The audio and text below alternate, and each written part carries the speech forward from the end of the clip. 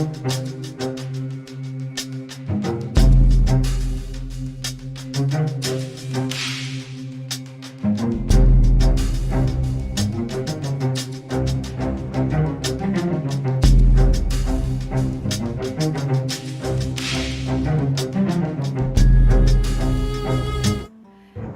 and happy Wednesday, everybody. Sorry about the... Ooh, hold please.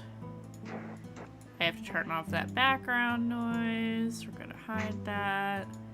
Okay, now we're back. Sorry about that. I forgot about that piece of OBS things and OBS stuff. Anyway, we're gonna jump right into it. So we're gonna start with our intros, and then we are going to do not confessionals, pre-fessionals this week because your lovely GM forgot to make space for that last week. So you're gonna get not one but two confessional times during this game. So all right, we're gonna start with the top left of the player side of the screen with Alyssa. Hello everyone. My name's Alyssa. My pronouns are they, them. And I play Revelation, who uses she, they pronouns and is our Aasimar Circle of Stars druid. Rev is currently a little cagey and a little angry and almost died inside a shambling mound, but it's fine. Hi everyone, my name is Mariana. I also go by like Mimosa with a 0 on Twitter and other places. I play Nikita, the Wood Elf Barbarian, and she and I both go by she, her pronouns. Yeah, Nikita's very upset with how the fight went yesterday, and she feels kind of a little useless because she was like, I'm going to protect these spellcasters, and then she's just like, oh look, a pretty light, and then that was it. Yeah, she's feeling pretty dejected about that.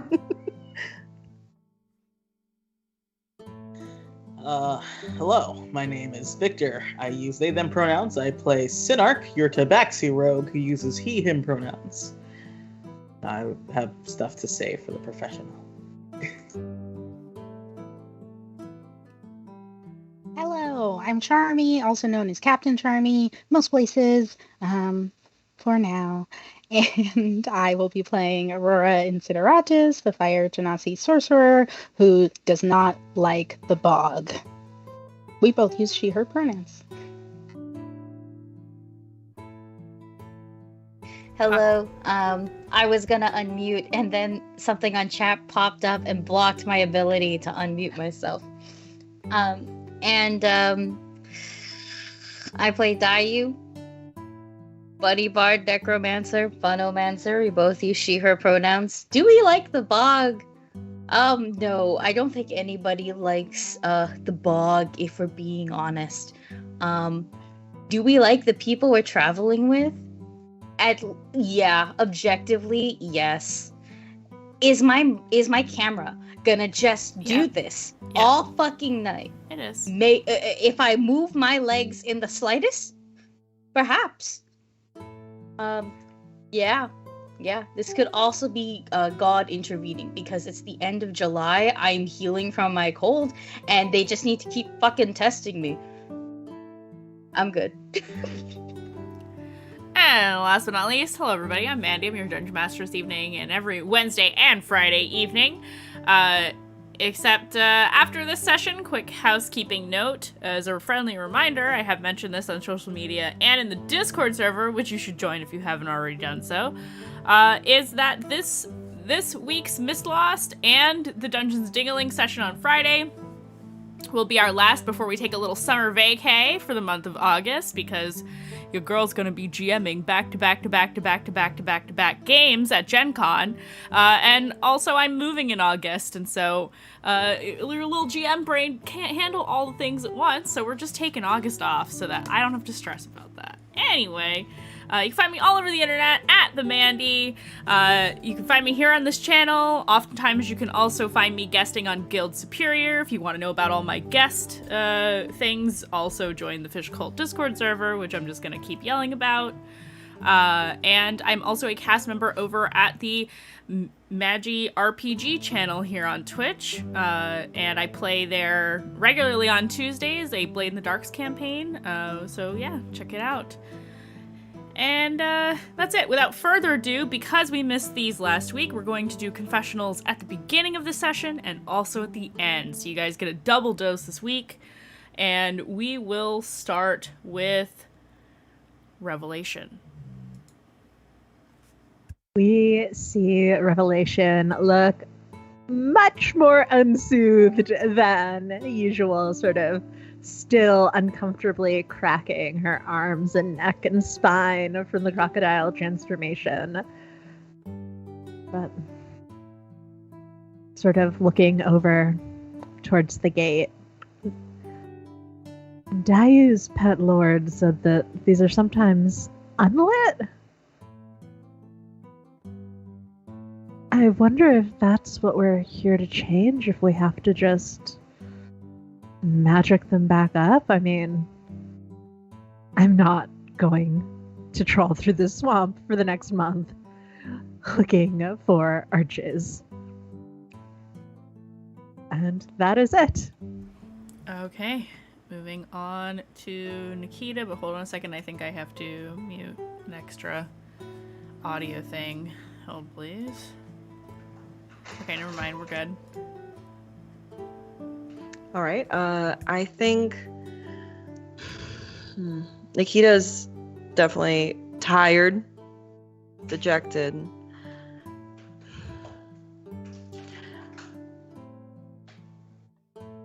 I think I need to get my shit together. I know that I'm in a new place, but I did not protect anyone. In fact, I got distracted so easily. And I feel useless for that. But I just need to rest, and we could just keep going forward. I don't know how these stinking arches work. They're just arches. I don't know. I don't know magic. Hopefully this is enough guidance for us to keep moving forward. That's it for Nikita? Yes? Okay. Yes, on sorry. To Sinark.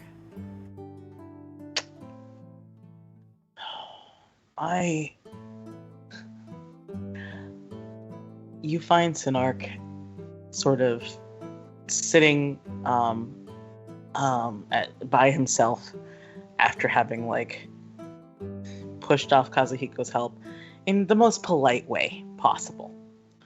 And he's sitting down and he's staring at the newly built fire, and he's just sort of rubbing his hands together, and he's just I can't do magic. I can't save them. And so many people. What am I supposed to do if I can't be fast enough?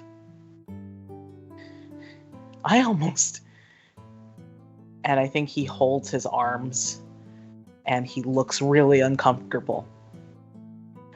And he just says to himself very quietly, I almost died.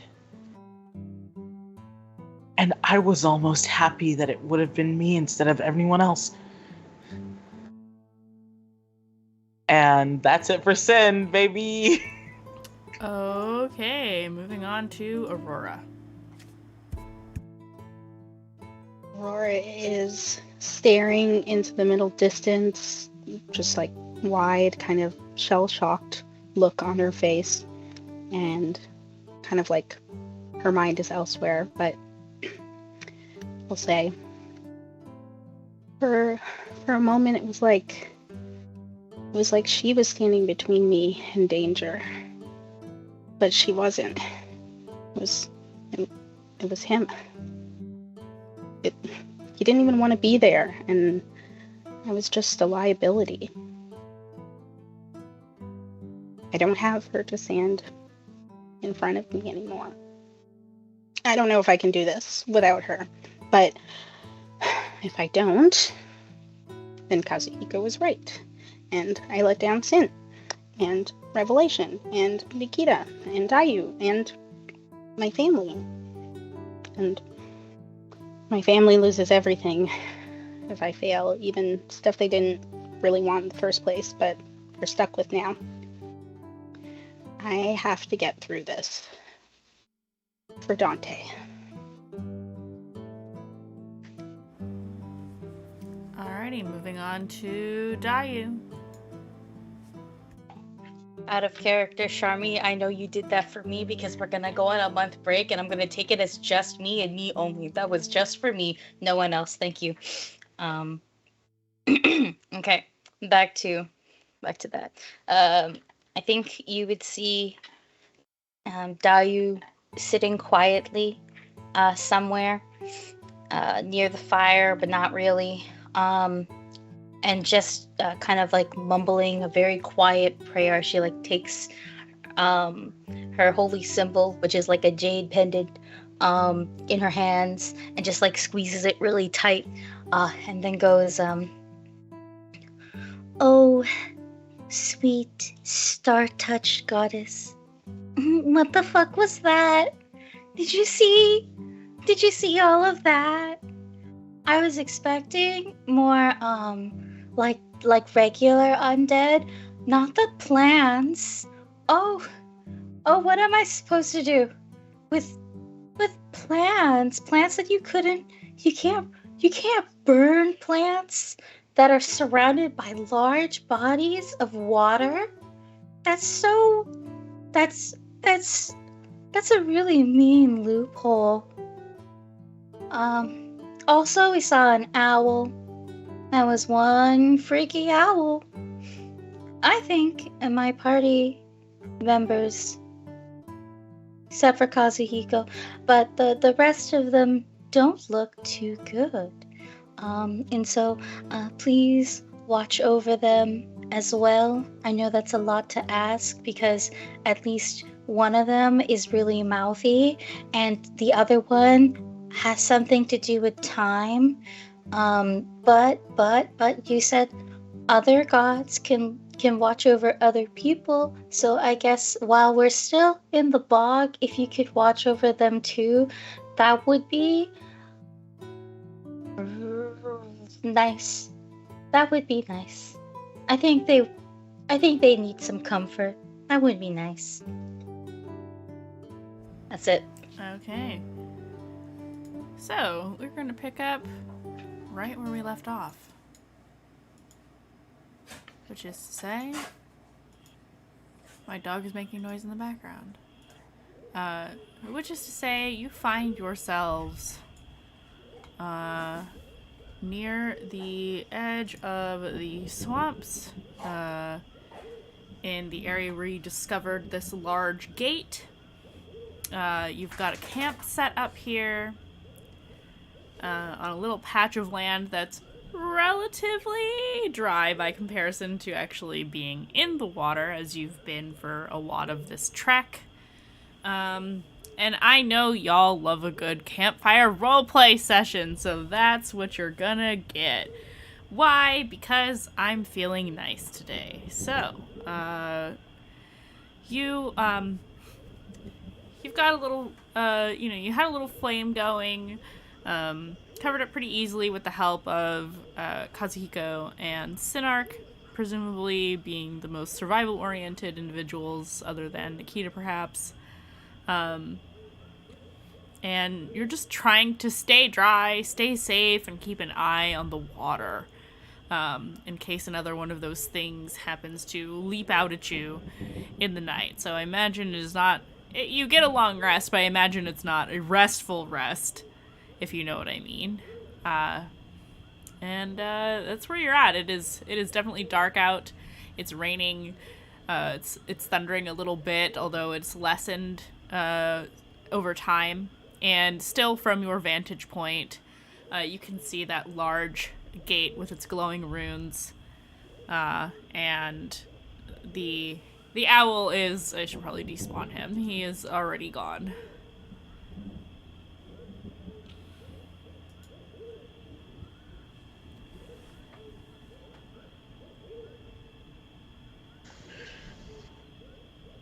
I think Sin is taking time to check up on the other people he couldn't get to before.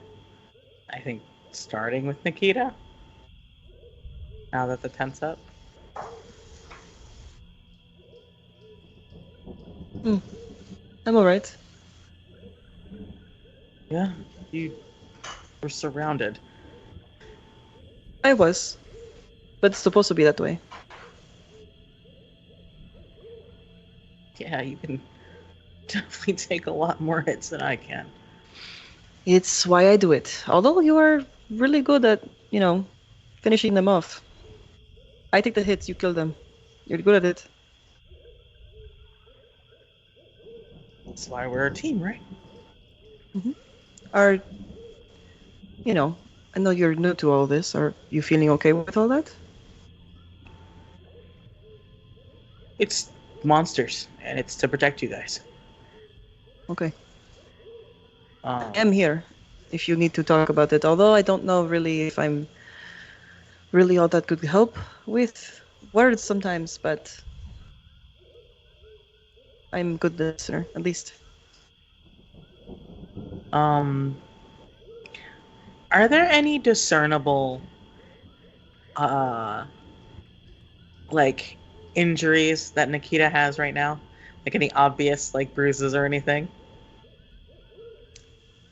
I'm at 14 HP, so probably. Okay. So, if this is okay, I think the one that's, the first one that Sin sees on, like Nikita's arm, I think. Mm-hmm. I think he points at it and he's like, can I do a little, it's not healing, but it's like a little soothing thing. Sure, whatever you got. I feel like shit. And I think Sin just leans over and does like a little peck on the bruise, and then he like gently taps it twice. And then he's just like, I'd do that all over, but it's not the time. I don't think it's quite the time. There's like an intensity to her posture, kind of, but like a softness in her eyes, I think. I think Nikita would probably just smile and just like kind of like tap the side of his cheek in like a thankful kind of way. You're growing on me. It's weird. Like, and he points at a tree, like moss. Like moss. Yeah, it's a kiss to mend it and 2 taps to lock it in place. Hey, it worked. I'll keep it in mind. Yeah. That's Sin being gay for right now. I know what other people are doing before watch. Effective. I think that Rev has settled down, like, I guess just inside a tent. She wants to be as dry as possible, but is going to ritually cast Detect Magic and then head within 30 feet of the arch. So as far from the arch as she can get while still being in range to see if she can get the sort of sense of the magic on it, if any. Okay. Let's see. So you cast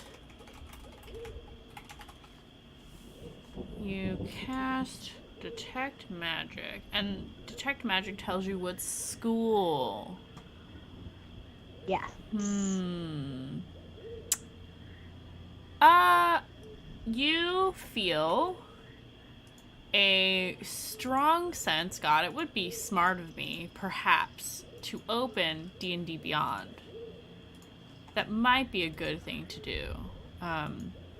But you find, emanating from the from the gate, of course.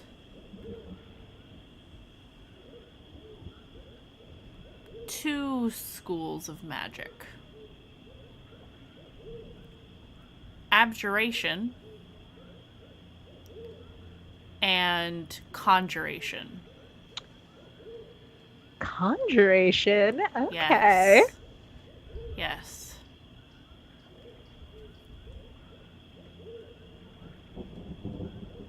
I will go to Kazuhiko, actually, and Okay. attempt to start a conversation. Okay. Yeah. No, he's there. He's available. What do you say to him? You mentioned that some of those gates throughout the bog are lit and some of them aren't. Are there any stories about things coming through? Things coming through. I assume you mean monsters and the like. Monsters like Bougie. I, admittedly, and I am sorry to say this, but it is not my area of expertise. But what I can tell you is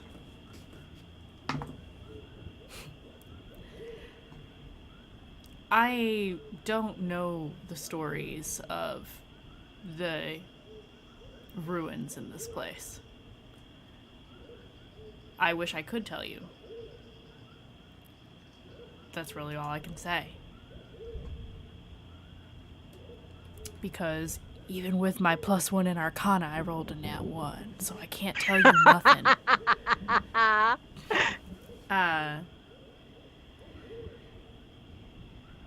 So yeah.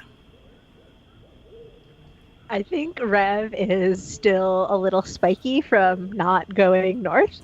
So, and from the way that Kazuhiko sort of stopped it, or the way that she perceives Kazuhiko stopped it. And so she said, Hello and welcome, everybody. We're back. I hope you're all doing well this fine Wednesday evening. Before we get back into it, after a whole month away, actually a month and a little extra because of our tech issues last time we streamed, we are going to be redoing episode 18, by the way, because we didn't really even get halfway through it. Let's introduce our lovely players here this evening. We will start, as always, with the top left of the player side of the screen with Alyssa. hello, my name's Alyssa, my pronouns are they, them, and you can find me on Twitter and Blue Sky at @disasterqueer, and I am playing Revelation, who uses they, she pronouns, and is our Aasimar, Circle of Stars, druid, who has never been sad or caused a problem in her life. That's a lie. It is a lie. Hey everyone, my name is Mariana, also known as Lagrimosa, with a 0 on Twitter and other places. Tonight I am playing Nikita, the Wood Elf Barbarian, and we both go by she, her pronouns. Vic. Hello, my name is Victor. I use they, them pronouns. And, because we do stuff at the top and not at the end, I have a game starting on Fridays at Cafe Cultivar. The first AP that they're going to be running on their channel, which is going to be a Monster of the Week campaign called Entre Luna y Sol. And it's going to be an all Latina cast table, and I'm going to be GMing it. So if you like my stupid drama as a player, imagine when I have full control. Oh my And god. Right? And I'm also playing a Canary on Polished Cryptid's Dragon Age games every Oh my other Saturday. We had our first episode that you can catch on the VOD last Saturday, and then we'll be back on the 16th, I believe, is the date. It's either the 16th or the 15th. I was right. It's the 16th. If you wanna share those links in the session notes thread, I will post them here in chat. But while you're finding that, we'll move on to Charmy. Hello, I'm Charmy, also known as Captain Charmy on Twitter and now also Blue Sky. And I will be playing Aurora Incineratus, the Fire Genasi sorcerer who has never done anything wrong in her life ever. We both use she, her pronouns. Are we just allowed to lie in our intros? Yeah, y'all are just Yes. fucking lying to me today. Aki, you're up. Hello, I'm Aki, or Akino if you're feeling fancy. My pronouns are she, her, and I am not playing Dayu, silver hair, the bunny bard necromancer. No. I'm playing Shayu doesn't care. The very human, big titty goth GF. Are you answering the prompt right now on stream? Like, is that what's happening right now? No, I'm not. No, I'm not. That's no, but I thought I might as well go with that. Like, because everybody's a fucking liar, and I want to also be a liar. I'm done. I'm God. full of lies and deceit. Lies and deception. Deceit, lies, affairs, all shade. all of those things.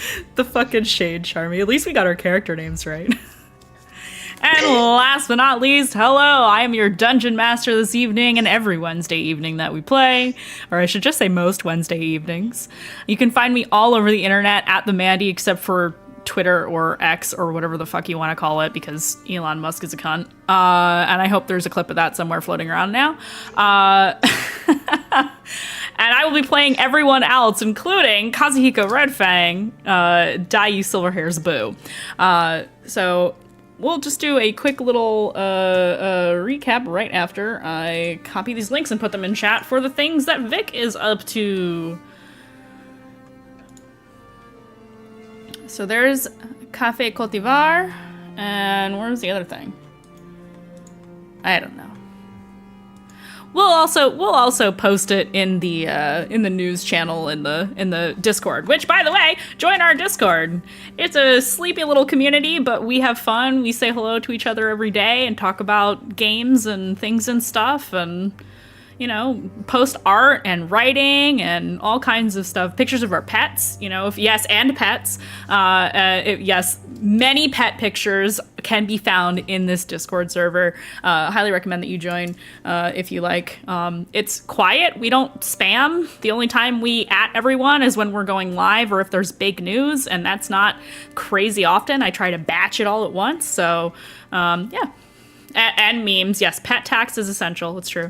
So yeah, let's jump into a quick little recap of what happened over the last couple of sessions, because once again, it's been over a month since we've played together, which is all fine and good, but I realize a lot of time has passed, and that's okay. So, the party has entered the area of Southmoor known as the Deadlands, the swamps that take over most of the mid to southern region of Southmoor. Mad Queen, thank you for the follow. And it is largely uncharted territory because it is perpetually shifting, and also because it is covered in muck, and a lot of it is sinking into the ground as a result of that. They were immediately attacked, almost immediately attacked, I should say, by a variety of creatures, including a shambling mound and wisps, willow-wisps. Led astray, hypnotized, and things of that nature in terms of kind of a larger scale battle aside from the giant fight that you had, than most of the ones that you've had. And so it was very quickly established that this is a dangerous place. This is a hostile place, and as you have now learned, a very mysterious place. And with that being said, I will show the map here on screen so that you can see the area that you are in. So you can find here Thank you for the sub. You can find here that you are in a ruined temple area. You have, yes, it is Trey Spoopy. You have found this large gate, and you have come to understand that it is not the only one of this nature in this region of the country. And Revelation did detect magic on this in last session, technically same session as this session, to detect magic on this place, and it has 2 forms of magic keeping it alive, essentially, so to speak. And those would be abjuration and conjuration magics. And I believe the term I used was complex magic. Revelation was curious about such a thing and asked their guide, Kazuhiko, who very quickly explained that, hey, I'm not a mage, therefore I don't know the lore about this. And I think, yes, my notes say Nat 1 Arcana, so he absolutely failed that, despite his knowledge of magic, and said, you know what, I'm just a guide to get you through this place. I don't know anything about these gates. And that was where that conversation ended. Sin and Nikita had some time together as well, following the battle. Something about kissing boo-boos and making them better, or something of that nature. And I believe that about covers it. I know at some point during this journey following the battle, Dayu had a conversation with Aluna Seren. And that Revelation has been quite distant from a lot of the party, in terms of just emotional availability, being willing to talk, especially since the last argument / conversation as to where to go next. There was stipulation to go north to a different region of the world, and actually I will show everybody that map. So if we look at the world map here, currently the party is in Southmoor, way down here. They are miles and miles and miles away from the Hallowgate Necropolis, which is their current goal. There was stipulation when they were at the Fox Den, which is right here, to go north instead to Elysia, where it is pretty much perpetual winter up there.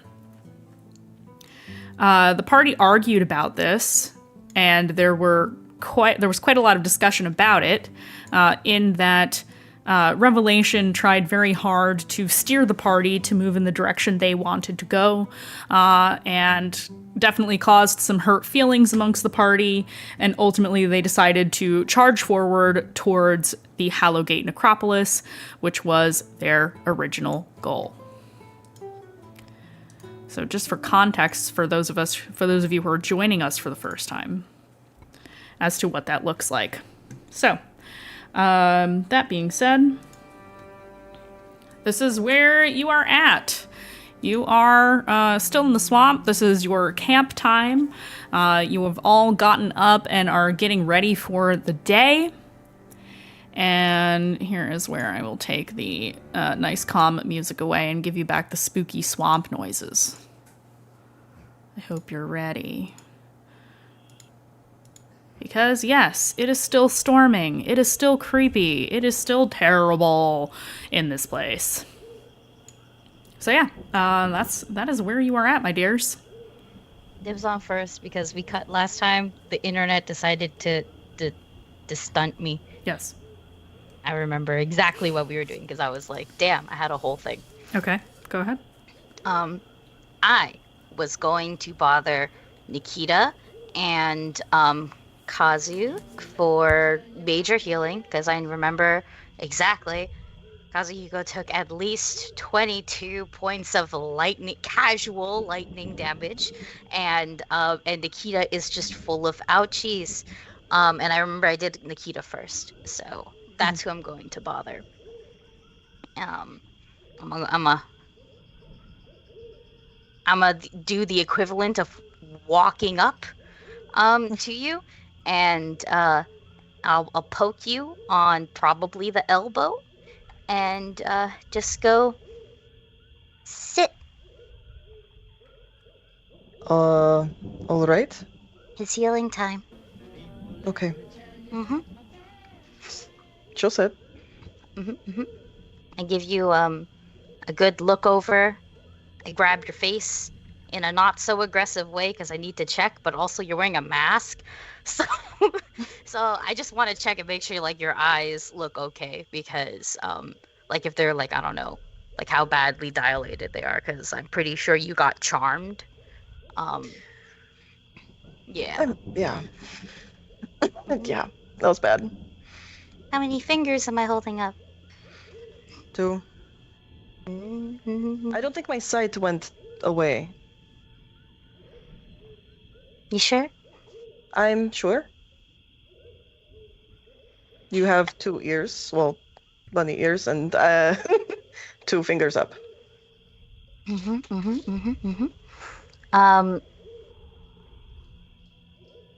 My father is playing with my lizard. Yeah. So, I guess I have a very, very fun question for you. Like, I just want to make sure I'm alone.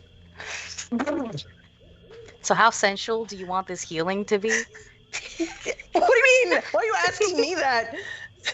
Well, it's called a party cure. I'm playing it for the long game. You could do, or you could attempt what you want to attempt. I think Nikita will react how Nikita will react. Okay.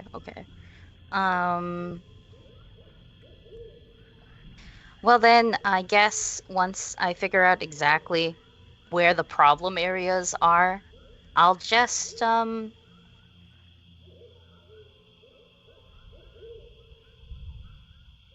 How bold am I?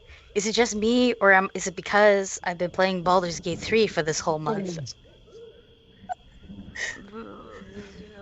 The options are like... How about you roll for it, evens or odds? Yeah, I'll do that. That'll be the first roll with like my new dice. I have dice now, y'all. Let's go! This will set the tone for the rest of the pink. campaign. I hope you're prepared. And they're like lunar bunnies, you know? Wait, I didn't call odds or evens. I didn't. Yeah, what's odds and what's evens? Odds is less sensual, evens is more sensual. Okay. Now I'll roll. I would like to emphasize this is an attempt.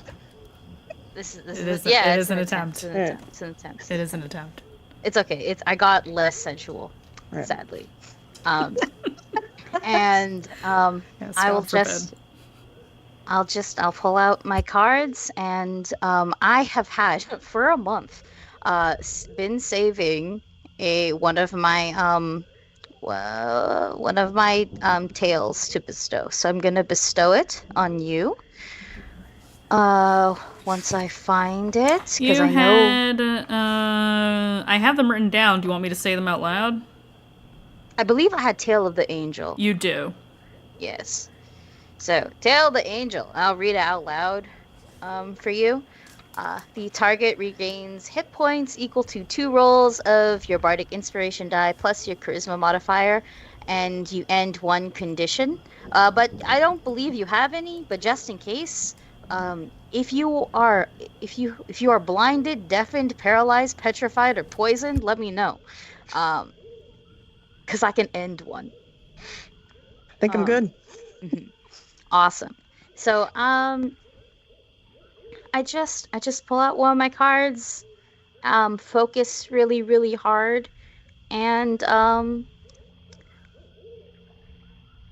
well, my sister shows up and helps me heal you. Oh. Yeah. Do I see her? I'm gonna say yeah. When I use these tales, people can see them. Yep. I feel like she just would look at your sister the whole time, would just stay silent. Yeah, this is the first time Nikita has seen Maylin. No, she's seen her once, but it was. Oh yes, it was at Blockade. Yeah, yes, everyone saw. Everyone saw. Yeah. This is the first time you get to see her up close. True. And I think if you would allow this flavor text, I think so Maylin, usually wears what she usually wears, but I think with this spell, she's kind of able to show off a little bit of like what her priestess clothes might have looked like. And so I'm making a very specific reference. In like Buddhism, but also Chinese mythology, we have celestial fairies. They also go by apsaras as names, and they're like just really, really pretty humanoids that live up in the heavens, usually inspire people to do great things. They usually kind of have like instruments or those really nice sheer long flowy like garments and stuff like that. I'll send y'all pictures. The rest of y'all just Google it. They're celestial fairies. And she just looks, I think Malin looks honestly just amazing. And the healing is probably the best you're gonna feel in a while.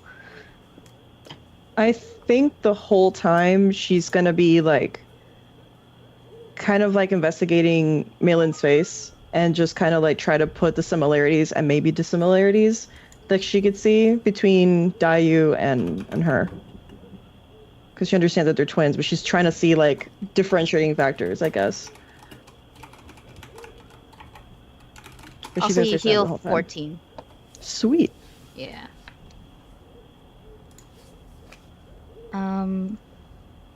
I don't know. Does mailing appear in color, like besides pink?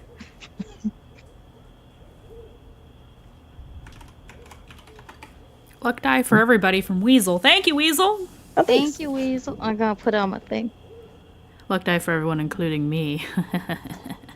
Oh no. Terrifying. I have 3. Excellent. I need to remember that I have some. All right, my dears. Okay. Jesus. What's sus?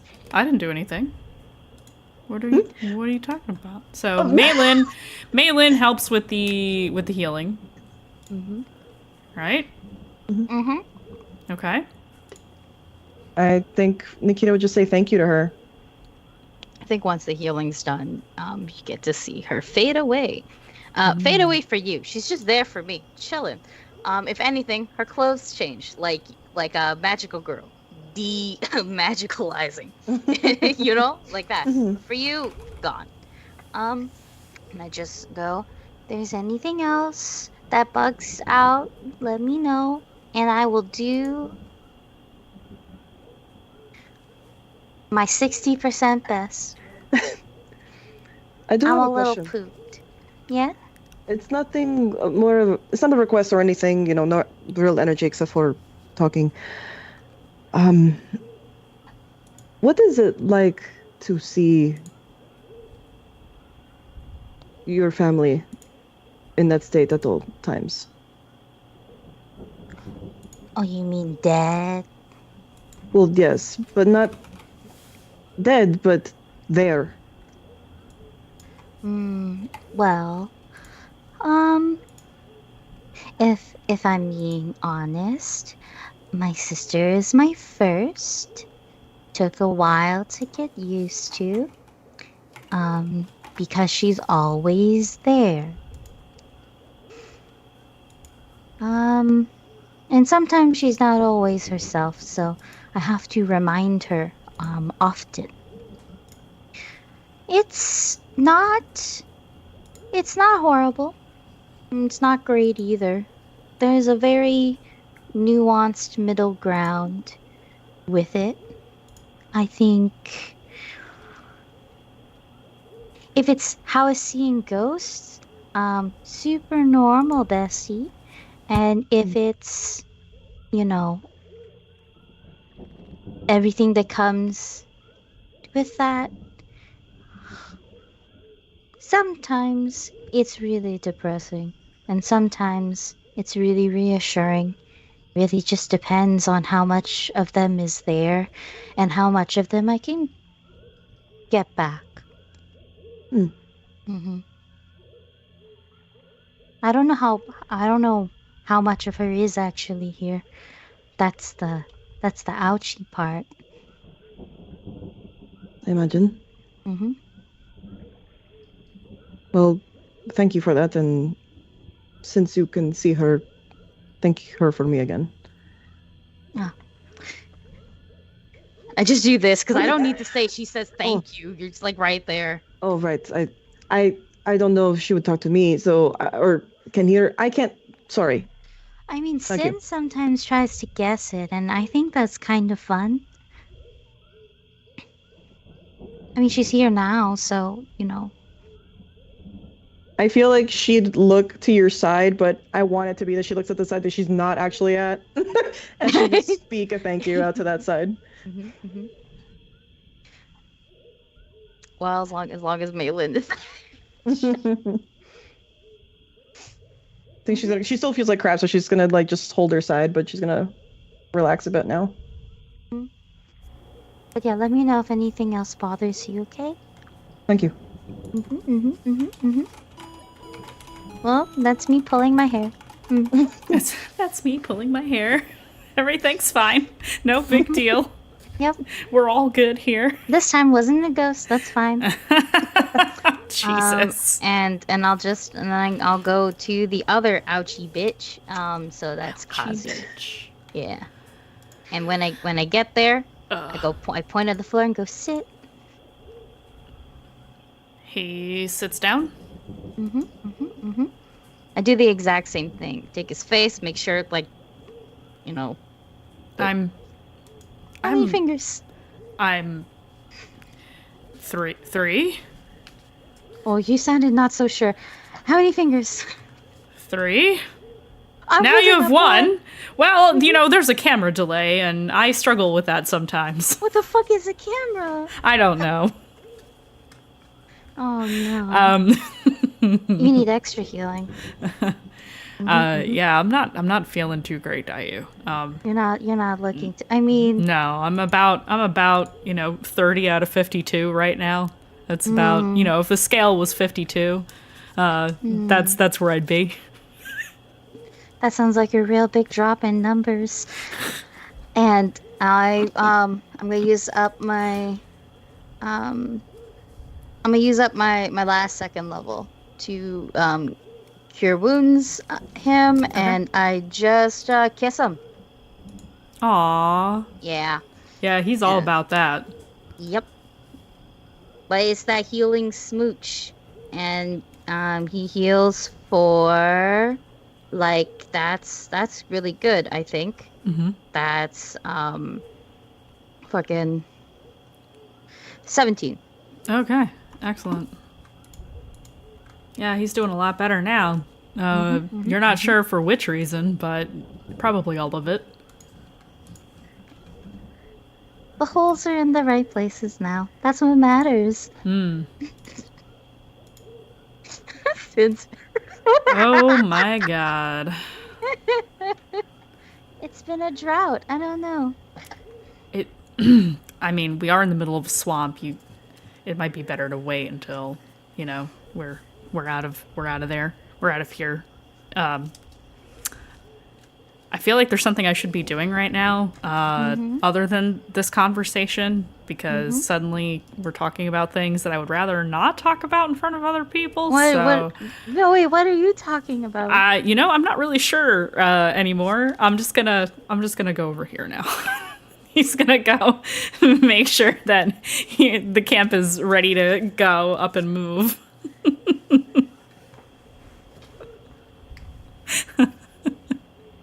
All I heard was like 1 point for me. Pretty much, yeah. Yes, you definitely feel some level of satisfaction at that. So we'll say. Oh my God. Also, didn't you guys have a long rest? Did I not establish a long rest? No, we have not. We haven't because gotten I was to it doing yet. Yeah, I was doing pre-healing before the long rest, so that way. Shit, just in case you haven't can't take a long established. rest. Oh right, we were going to establish your watch. Yes, we were. Okay, so let's do that now. Unless anybody has anything super pressing, let's get into the watch rotation. Who would like to go first with Kazuhiko? Yeah. Okay, that would be Rev and Kazu for watch. Who is going to go second? Sin and whom? Me. Sin and Dayu. And that leaves Aurora and Nikita. I love this combination. My plan's coming to fruition. Yeah. I love this watch order. This is very good for me. Alrighty, Maybe so. Charmy and I met up in person during the month and talked about things. Yes, first watch, Rev and Pet Lord. That is correct. I do not condone this particular nickname, but I'll take it. But it's accurate. But it is accurate. So, yes, Revelation, you... Man, I feel rusty. I GM'd so much in August, and then I did nothing in terms of running games for, like, weeks. You are able to sit around the fire, and Kazuhiko is kind of... he's kind of trying to maintain perimeter. I would like for both of you to roll perception checks. The two perceptive people in the group on the same damn watch. We love to see it. And the not perceptive people on the other watches. 26 for me. Okay, what does that say with my little eyeball here? That's a 13 plus 5, 18. 18 for Kazu. And what did you get, 23? 26. 26. God damn. 19 plus 7. You, well, reminder to the folks at home that Revelation is a druid, and so wisdom is her main stat. Yes, so you, this is good, actually. I feel like I need different music for this. Yeah, I think I do. So we're going to leave the thunder on in the background because I like it. But... oh, I don't like this one. Do I not have the right song? I will be so upset. Hold on. Oh, this is fine.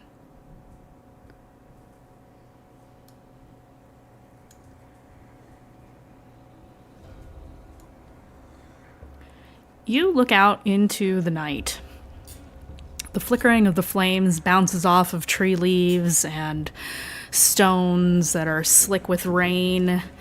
The somewhat shiny, covered in water, mud all around you on this barely tolerable patch of semi-dry land amidst the knee-deep water that surrounds the area at which you have set up your camp. I'm going to say the tents are kind of backed up against the stones behind you, some of which have glowing runes on them, some of which do not. And as you look out into this darkness, both you and Kazuhiko, I'll say probably at the same time, even if Kazu's not right next to you, see movement in the distance in the dark. You see... I'll give you the details. You can see strange fluttering of dark fabric kind of moving over very slowly over the surface of the water, kind of fading up into nothingness, and then you'll see it again a little bit closer, and then again, and it looks, as it gets closer, slightly more humanoid in nature, floating over the surface of the water. It does not give a reflection of any kind. It is a rather dark shroud, I would say, of a wispy type of creature with strange pointed crown. And it is not the only one. There is another looping around this area. And that is what you are able to see in this darkness, is two pairs of glinting yellow eyes enshrouded in dark, mist. Does that ping anything for me as what could this be? I will take Arcana or Religion, your choice.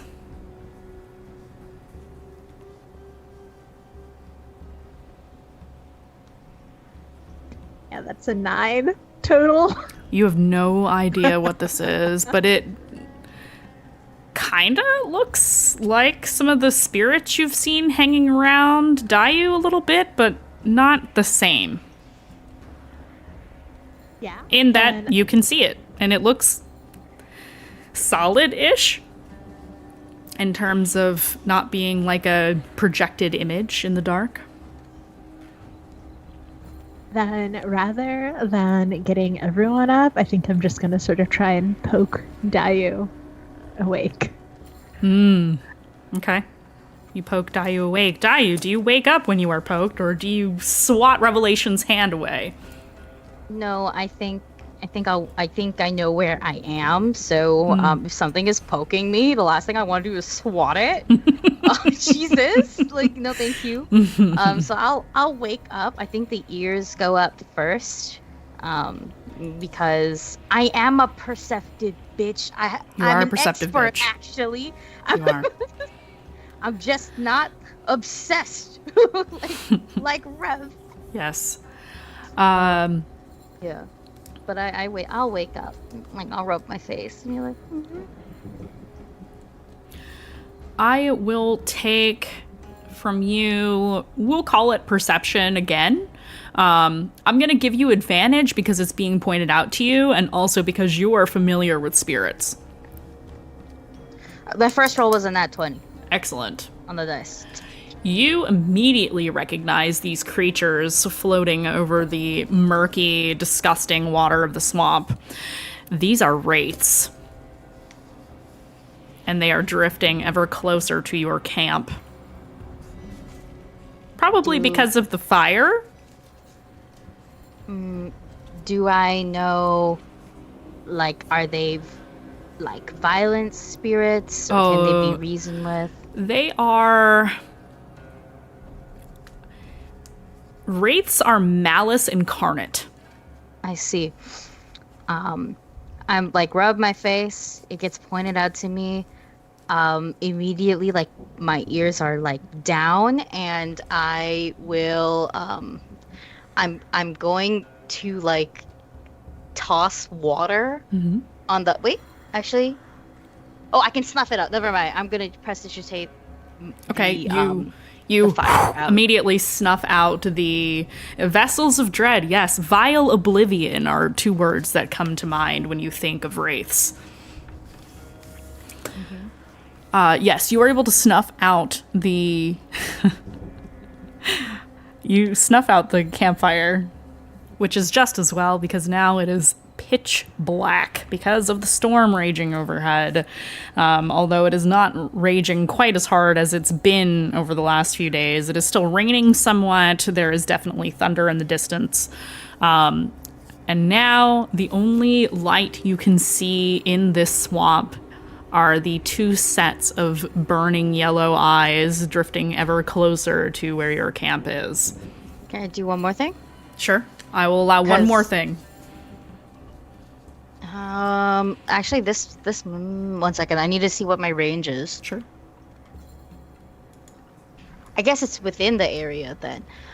I have dancing lights. You do. And I'd like to cast that like 100, as far as I can, away from our camp. I can do about 120 feet out. Okay. It's about 4 of them, so I just I cast them 4 in those directions. Okay. They appear in different colors. Okay. It's only 2 colors, pink and green. I had a feeling it was pink and green. So yes, you also bear in mind that Dancing Lights is a concentration spell. So you have now sent out several of your Dancing Lights out into the swamp area beyond your camp so that you can see these dark figures moving ever closer. And at this point, I will... I was hoping it's a distraction so they they would maybe be attracted to that light. I'll roll a little something, something. We'll see. We'll see. Roll a couple little somethings. Oh, they both rolled very high. Excellent. Okay. They continue towards your camp. And I will share what these terrifying things look like on stream. Oh, nope, that's the shambling mound. Hold, please. It returns? No, it's not the same creature. Rapid It is this lovely, gentlemanly looking ghost here. This is what you see. Two of them, in fact. That is what you see so far. Yes, hot. I completely agree with you. So these are the wraiths that you see. Turtle. Yeah? Mm-hmm. This is good to know. So please do something. So yeah, that is what you see. And what did you rolled a nat 20 on perception? Yes, I did. You see more movement further back, but you're not quite sure what it is. Oh my fucking god. I think in the quietest. I mean, I would assume we're all low-key huddled together as soon as I snuffed out the shit, the campfire. In the quietest voice that I can, I just go, oh shit. Yep. Alrighty. So now that I have added these lovely things to our swamp encounter list.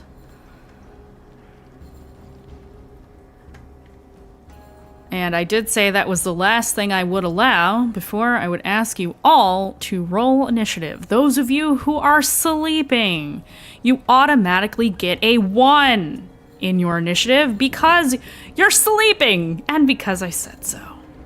So that would be Nikita is at a 1, Aurora is at a 1, Sinark at a 1.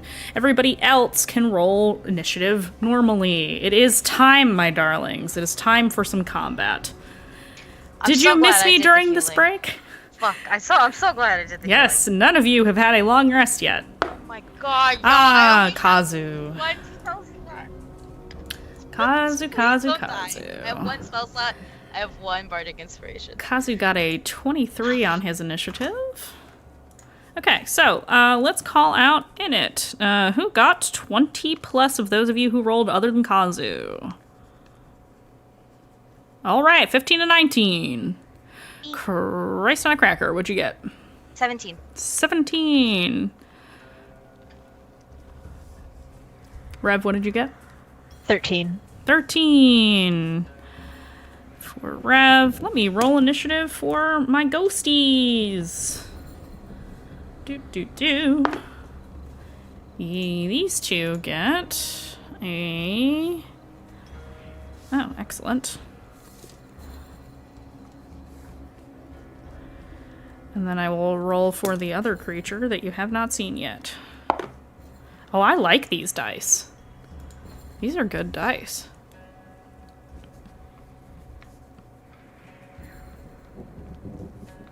It was a pleasure knowing y'all. This was great. Jesus.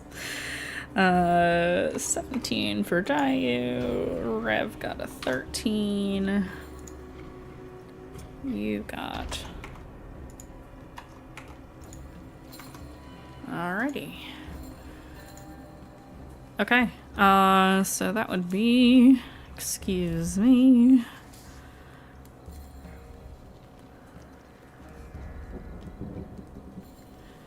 Okay. So, let's put on some battle music. Oh my god.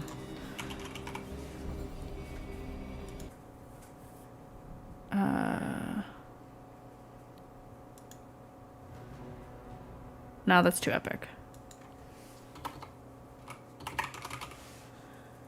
Really? Can I just not?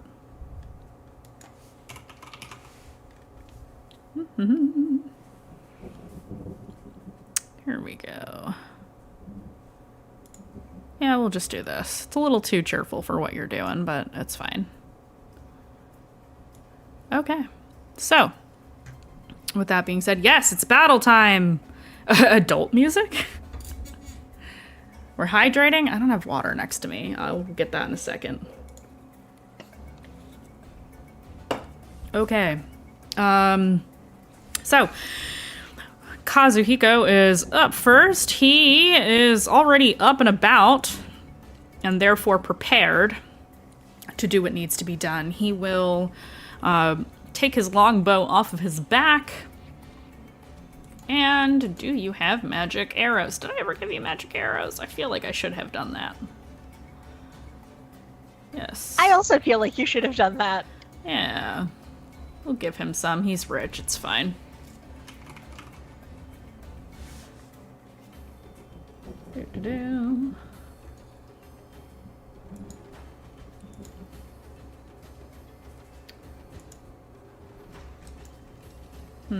I'll have to make custom arrows for, like, different types of damage, but that's okay. He is going to knock an arrow and let fly. He's got a +7 to hit. This Wraith. So let's see. Fingers crossed for our boy. I'm gonna use an inspiration for him. Jesus Christ. That was cocked. That's better. Okay, 16 plus 6. Okay, yeah, he definitely hits. And he is going to do a 1d8 plus, I think, 4. Yes, 9 damage against this particular Wraith because he used a magic arrow. Oh, actually, let's see. Cold fire, lightning, thunder, piercing from non-magical attacks that aren't. Ew. That sucks. Okay. Let's go to this Wraith. You lose this much. Okay, that's Kazu's turn. He is getting into position up on top of one of the rocks so that he can also leap down if he needs to. And that is where he shot his arrow from. And now it is Dayu's turn, and then it is my turn. This is this is one hell of a way to start things. And I'm so worried about doing specific things. Because it's night and I might. It's thundering. It is thundering. Right? Mm-hmm. It's thundering. Yes, all it right. is. I'm gonna try and use my big brain here. I will use. I'll move up a bit so that way I don't hit my allies. Okay. And I'm gonna thunderclap and wake everybody up. And the Wraiths need to make a Constitution saving throw. Excellent. Okay, con save for my Wraiths. They have pretty good constitution, so we'll see how this goes. Yeah, it's the sound that I'm mostly going. Okay, one got a 15, the other one got a 10. Okay, well the 15 will pass, and I believe nothing happens to them. Yep. Mm-hmm, but the 10 fails, and you're gonna take a d6 of thunder damage. Yay! Just 5 thunder damage from the clap. Okay.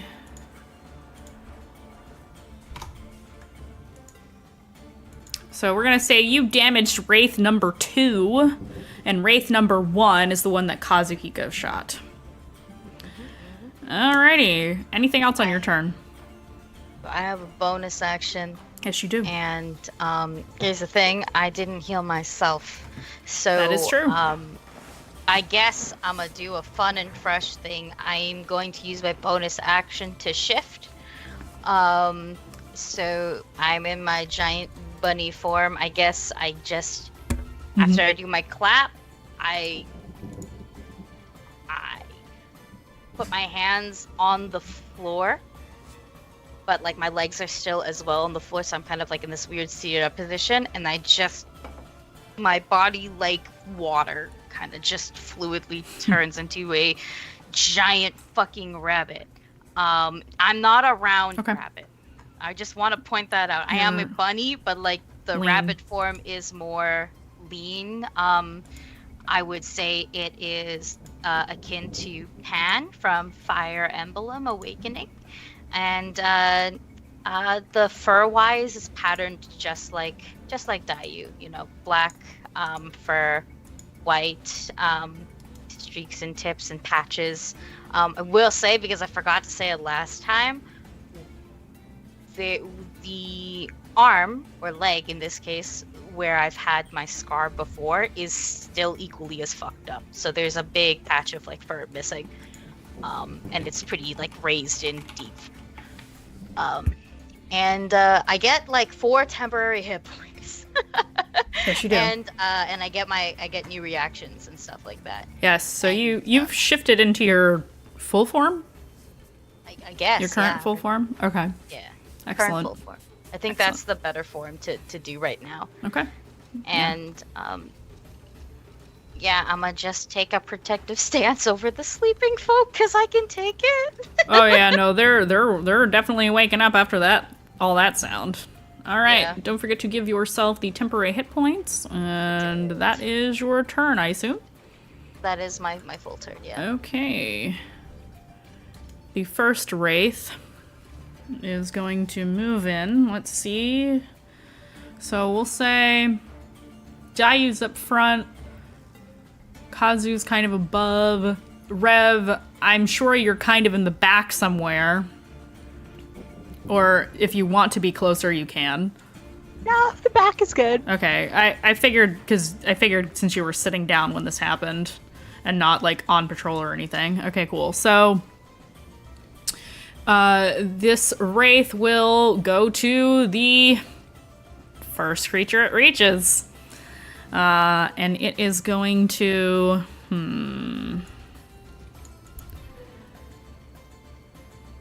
You can watch as this thing moves through, logs and stumps that are kind of lodged into the mud and rocks, and you realize that this thing has the ability to move through things as though it is incorporeal, and it reaches out a clawed hand towards you, Dayu, pretty much like towards your face, like putting its hand over your face, and it is going to drain the life out of you.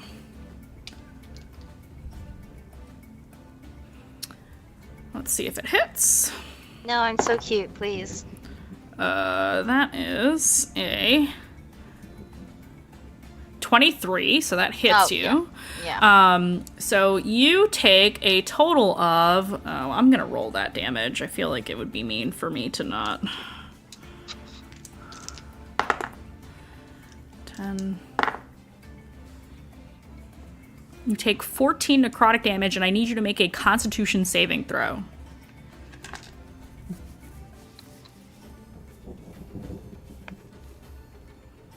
Um. 14.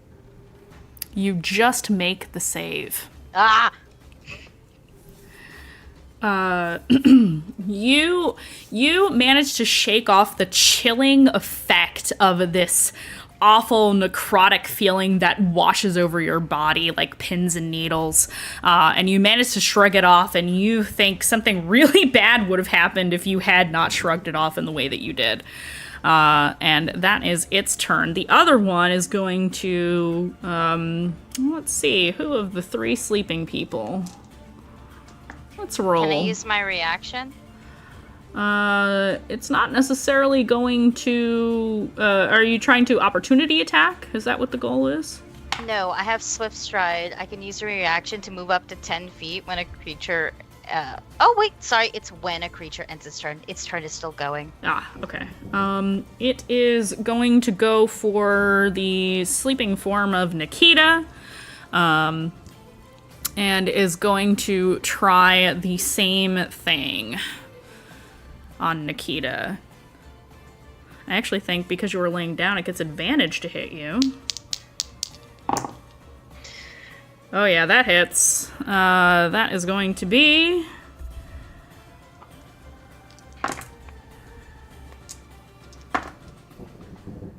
Six, 11... 12, 13, 14 points of necrotic damage, and I need a Constitution saving throw from you, Nikita.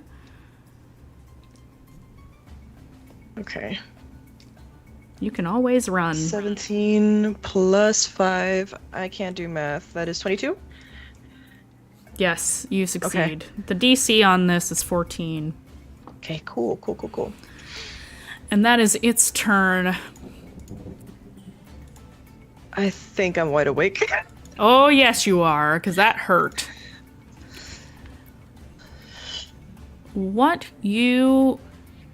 Those of you who, I'm going to say all of you see this because you're all awake and you're just like, what's happening? Like, just looking around. Is following behind, trailing behind over the surface of the water, these two black mist enshrouded creatures is a almost radiant, flowing, white-gowned woman with very long white hair. And when you see her face, you realize that she is horrifically disfigured. And you can hear muttering coming from this woman as she floats and kind of hangs in the air. And you can see that advancing upon you is Dayu. I'm going to take a... I will take...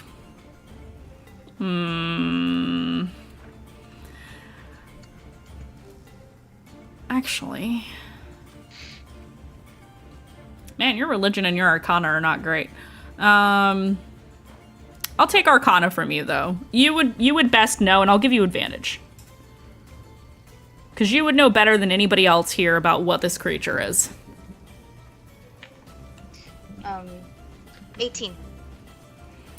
This is a banshee. And you know that if this thing wails at you, and you can't take that kind of horrifying visage, that terrifying kind of sight, that you will die. Is it a free action to yell? Like, can I yell? Yes, you something? can yell, yeah. All right, because I can still speak in this rabbit form, by the way. Yes, you can. I can still cast spells. That's the best part. Yes, you can. Shadow Wizard Money Gang. We love casting spells. I love Shadow Wizard Money Gang. I just yell, run! I can't yell run while doing the voice. It sucks. It's just not working here. It's gonna hurt. That's I can fine. tell. That's fine. So you yell run, and this creature is, because she was trailing pretty far behind the wraiths, has not reached you quite yet. All right. Sithy! 15 months in a row, buddy. Thank you so much. Revelation, it is your turn now. Yeah, I would like to delay my turn until the other three go. Okay. Then we will hold your turn. I can't talk. Aurora. Okay, I guess getting up and collecting whatever shit is necessary to grab your bag. You don't have to don or doff armor, so you can just grab your bag and fucking scoot. You do see that there is a black shrouded. Actually, how close are you to Nikita? Is the important question. Oh, probably would have been right beside her. So you hear Dayu yell run. You look up and you see this horrifying black mist creature looming over Nikita right now. You will take an opportunity attack unless you use your action to disengage, which means you won't necessarily be able to grab your stuff.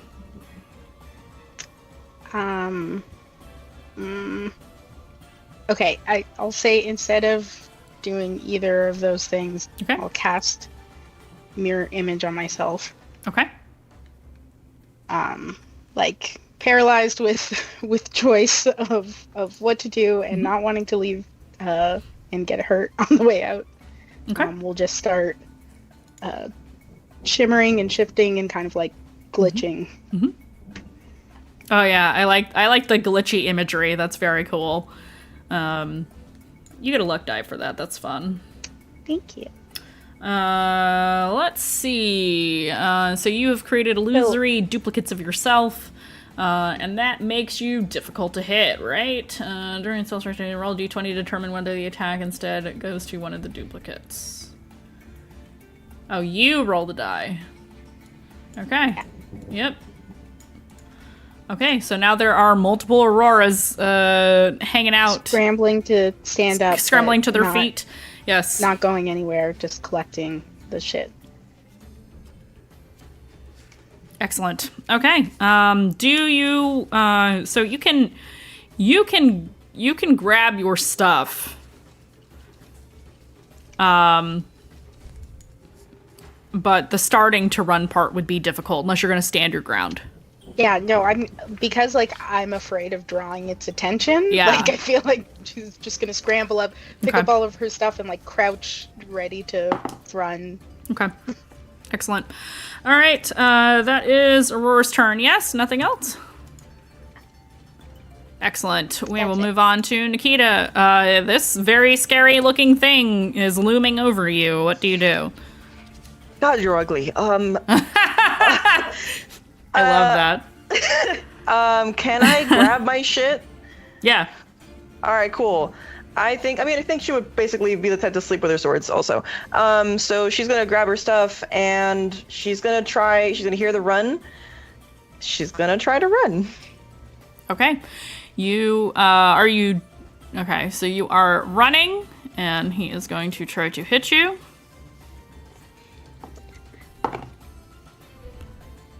That is a 17. Does that hit you?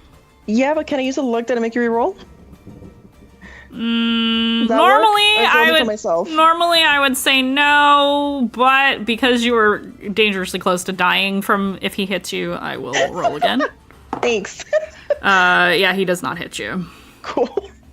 So mark off your luck die. So kind. Yeah, he would one-shot you if he hit you. So you are able to disengage and you run in whatever direction you run. And you are leading the charge away from this. Did I see Dayu? Did she just scream run? She did. And that's it? Mm-hmm. Cool. Can I get a general... I guess opposite from wherever the hell the glowing in white person is, to be honest, because I feel like that's a whole thing I don't understand. Mm-hmm. I'm leaving. I forgot to say, I did make a Constitution saving throw because I did get hit. For the dancing lights, they're still up. So it's over there. Background.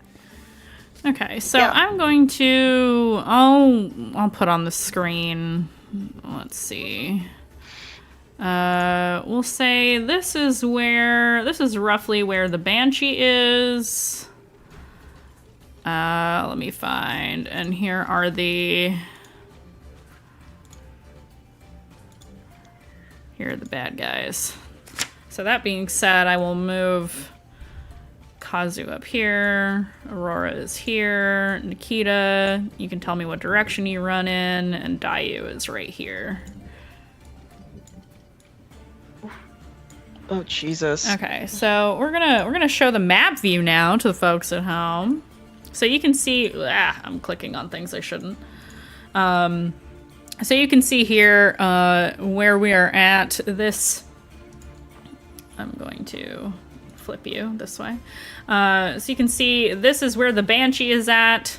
And then here are I don't really have tokens specific to these creatures, but this is where you can see the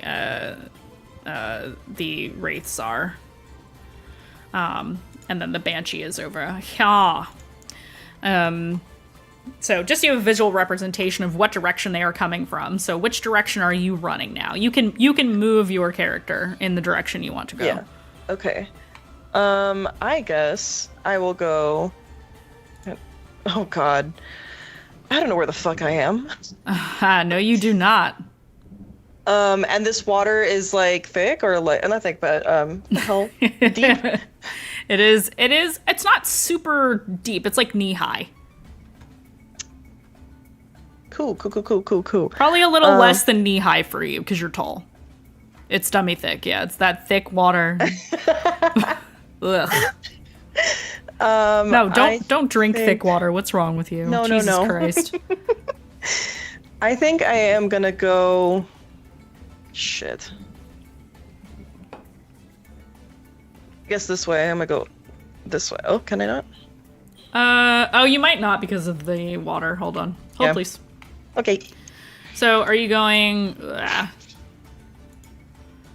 you want to go this way? Sure. Yeah. Well, I mean, I'm just trying to. No. Yeah. I'm going up. I'm going up. Yeah. Okay. So I will allow you to move to about here. So everyone can see the direction that Nikita is running away from all this. And you hear Kazuhiko shout after you, just run, we'll catch up with you. And that is Nikita's turn. Yeah. It would help if I opened up the right window. I'm a professional. Moving on to Sin. Cool. I have a question. How solid are these guys now that they're not moving incorporeally? Not very. Not very solid? Yeah. So, is there a way I can check to see if, like, I can push one? Let me look at the... Let's see. I mean... It has... It has an armor class, so you can hit it. Therefore, logic would dictate you can kind of, sort of... although, if you hit it, it's going to be bludgeoning damage of some kind, like if you shove it. I'm not trying to do damage. Okay, you're just trying to shove it. I'm trying to move it away from Dayu, because I think that Aurora's got this with the mirror images. Okay, so you're wanting to move over here and shove this thing? Yeah, to try and make it so Dayu can just run, and then I'll use the rest of my movement. Okay, we're gonna do a contested roll. I would like a strength athletics check from you. Perfect, because I have a +6. And then I'm gonna roll a responding roll. Gotcha. So. Okay, well, lucky 25. for you. Lucky for you, I rolled pretty low. So I'm going to say you push your hands out towards this thing, and just when you think your hands are going to go through it, you hit something solid, like a breastplate of some kind, and you are able to shove it backwards. And no, that does not invoke opportunity attack for Dayu because it is forced movement, but it does push it back a little bit. So you are able to do that, and I will allow you to use your movement if you wish to follow Nikita. Oh yeah, that's exactly what's going on. He's just like, all right, clear the threat, and then keep running. Are you going to bonus action dash as well? Oh yeah. Okay, so that would get you over here. Actually, there's like a what's it called? Like, oh my god, the word. Victor, say the word. There's like a temple shrine thingy right here? Yeah, right here. Do you want to go to that? Yeah, I want to see if there's anything that might turn away these things. Give me a religion check as you look this over. That is dirty 20. It looks to be all but abandoned. There doesn't really seem to be any iconography here that would signify even what deity it might have been to at some point. So Gotcha. You don't think there's really anything here that would push away something like that? Well, worth a try. Yeah, worth a try. Absolutely worth a try. So that is Sin's turn, unless there's anything else. No, bonus action, movement. We're good. Yep, you're good. Okay. Moving back up to the top of the initiative with Kazuhiko. I didn't go because I delayed my turn. Oh, right, you delayed your turn. It is your turn. Yes. So before we get to Kazu, what would you like to do? So it seemed like these buddies could turn incorporeal, so something like entangle would probably not be useful, right? Given that they don't have feet, I'm gonna say yes. Okay. Oh, maybe the white lady has feet under there. Does she? How can you tell?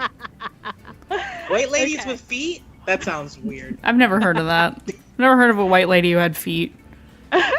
It's clearly mythology. Then I am going to run the same direction as Nikita. And once I sort of... Spectre. Sorry. Hey, Frisco Flame. This is One More Multiverse. I pause. Spectre Fae in chat, like, I'm a white lady. I do not have feet. Confirmed. I hate the term grippies. No grip. Please don't grippies. No grippies. Oh, Jesus Christ. Okay, moving on. So I'm sorry. What would you like to do, Anyway, Rev? yeah, so Rev is basically moving up to Nikita. Oh, I'm getting stuck in the... Oh, I'll scoot you. Thank you. Where are you trying to go? You trying to go over here? To where, like, Nikita is. I'm Okay. running. You're running.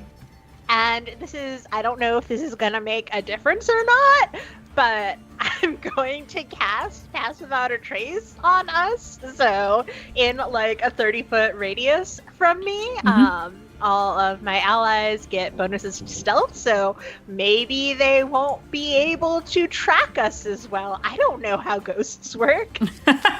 Excellent. Okay, so you pass without a trace on the entire party. Anything else on your turn before we go back up to Kazu? Oh, I will... Oh, no. Wait. Okay, because I've been playing Baldur's Gate, I can't remember real rules. Even if I have a action and a bonus action, I can't do 2 spells in the same round, correct? It would have to be a spell and a cantrip? Correct. Okay, then yeah, nothing else. Excellent. Okay, so we're moving back up to Kazu. He sees what everybody is doing, and he just kind of shouts out, "I need everybody to run. I will catch up with you." And he's going to hold his turn to make sure that all of you go ahead of him. Moving on to Dayu. I have very specific questions now. Okay. Will it cost me an action to pick up Aurora? Yes. Yes, it will. Will it? Well, you're in rabbit form, so it would be difficult for you to pick Aurora up. You could... Bop, like bop. That's a bit of a stretch. I would say that would take up your action and part of your movement. It would, Because it would be significant effort for you to do that. It would, huh? Okay. It would. Okay. Now, you could just say, "Get on my back," and hold your action. I could, but then she's at the end. The wraiths are not, and then it will take a lot more time to disengage, maybe. It's up to you. That's the issue. The Banshee getting close, I feel like we're gonna become within range for a scream. That's my upsies. You do see that Aurora has duplicates of herself kind of shimmering and glitching in and out of existence next to her. So she's probably harder to hit because it looks like there's more than one of her right now. Okay. So it's up to you how you want to do it, but to pick her, to move and pick her up and put her on your back in this form would be a lot. Yeah, it would. Okay. There's too many things I can do. There are a lot of things you can do, yes. There's literally too many things. I'm gonna risk it all. Let's see how lucky I get. I'm gonna use an action to bestow a tail. It's gonna be the last thing I ever do. Can you play your instrument in rabbit form? No. You gonna whistle it out? No, but I do have cards. That's true. And if Do I am you have- magical, maybe they start So floating. I guess my question is, when you are in rabbit form, all of your bags and your clothes aren't on you, kind of like wild form.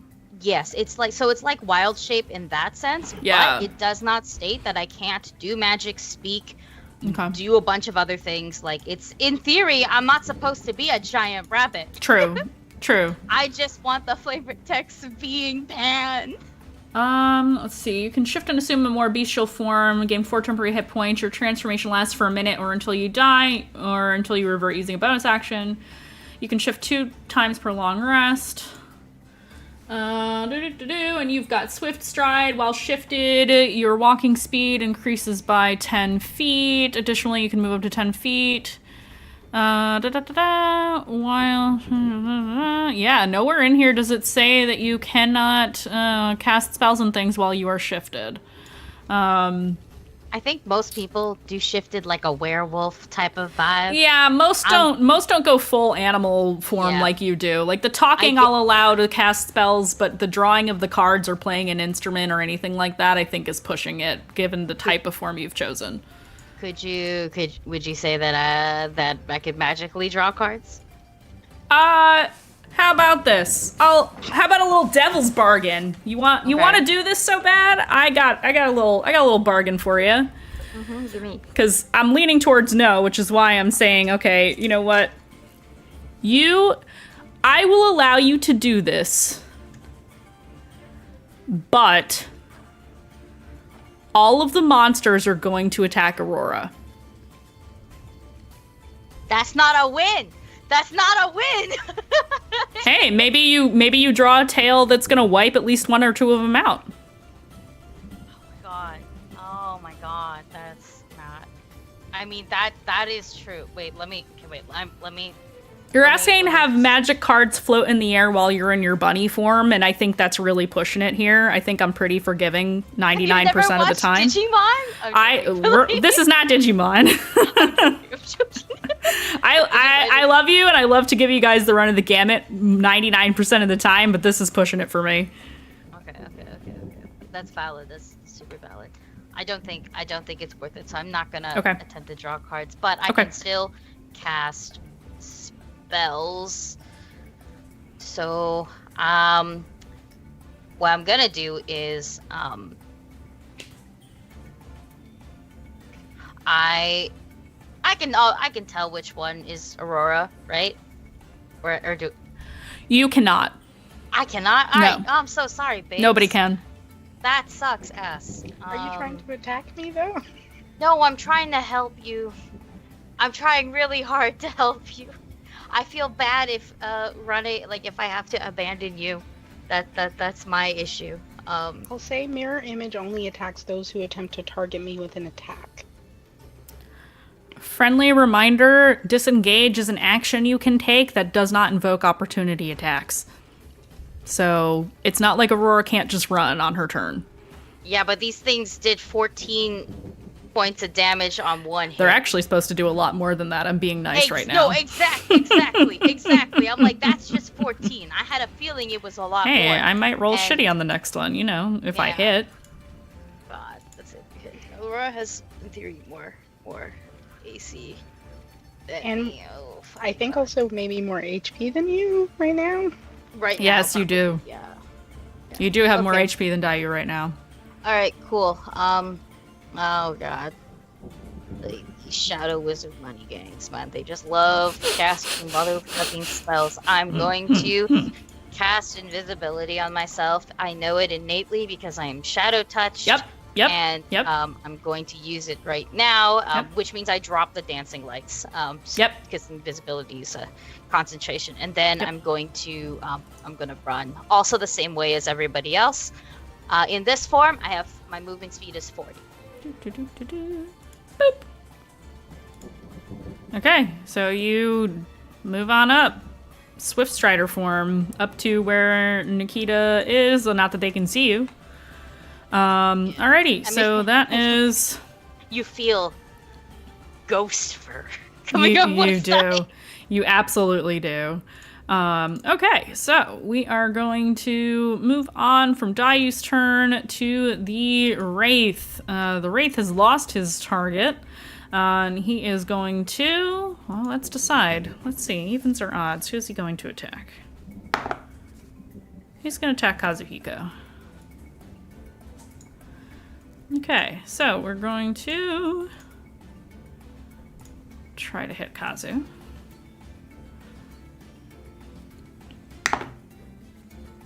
Does not hit. That's that. That's that. Wraith, not Banshee. Banshee's the last one to go. The other Wraith is going to attempt to hit you, Aurora, because it doesn't know any better. That is going to be a 16 to hit, which I believe does hit you, but you have to roll to see if he hits a mirror image or not. Okay, I rolled. I just have to see what it means. Yes. So 6 or higher? Yes, 6 or higher. So I definitely rolled higher than a 6. Excellent. So yeah, you roll 6 or higher to change the target's attack to a duplicate. With 2 duplicates, you have all your duplicates right now. So yes, so you are able to redirect. You are able to redirect that life drain attack to one of your duplicates. You watch as it pushes its hand through towards the duplicate and just shatters it, almost like glass, as it falls away into nothing. And that is its turn. She's like shaking as if it was about to happen to her, and just like so frightened. Oh yeah, no, it's scary. Now we are moving on to the Banshee. How much movement does she have? She's got 40 feet. She is going to float closer. Why did you flip? Go back. I want you to face this way. Okay. Actually, this is funny because this is a asset from Blades in the Dark. I just remembered. Okay, so that's the Banshee. What is the distance on this? Let's see.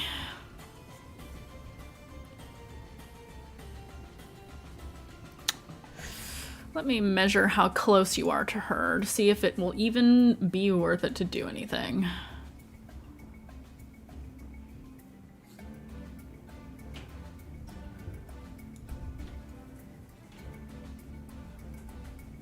I don't know why it's doing this.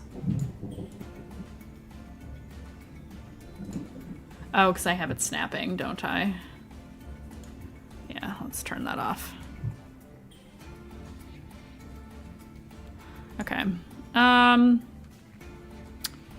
guess it's within range.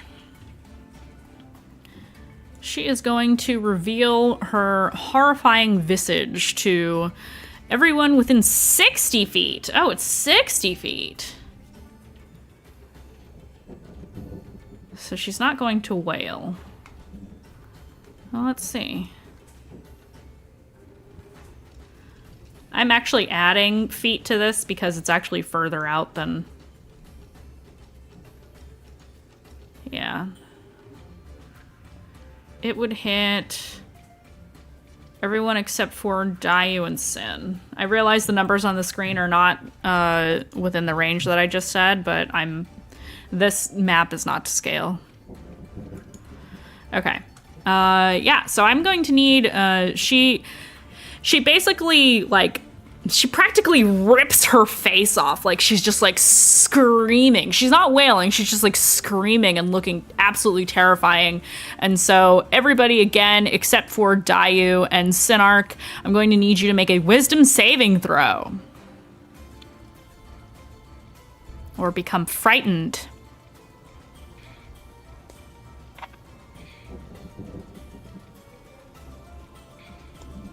$16. 6. 9. Nice. Aurora? 6. Oh, okay. So nobody except for Nikita met the saving throw. Is that right? Wow. Wisdom saving throw, Rev failed?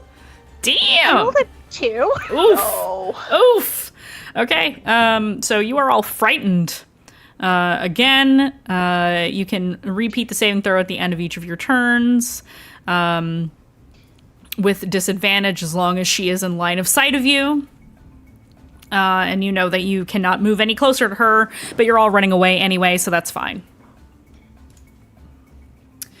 That is the Banshee's turn. Rev.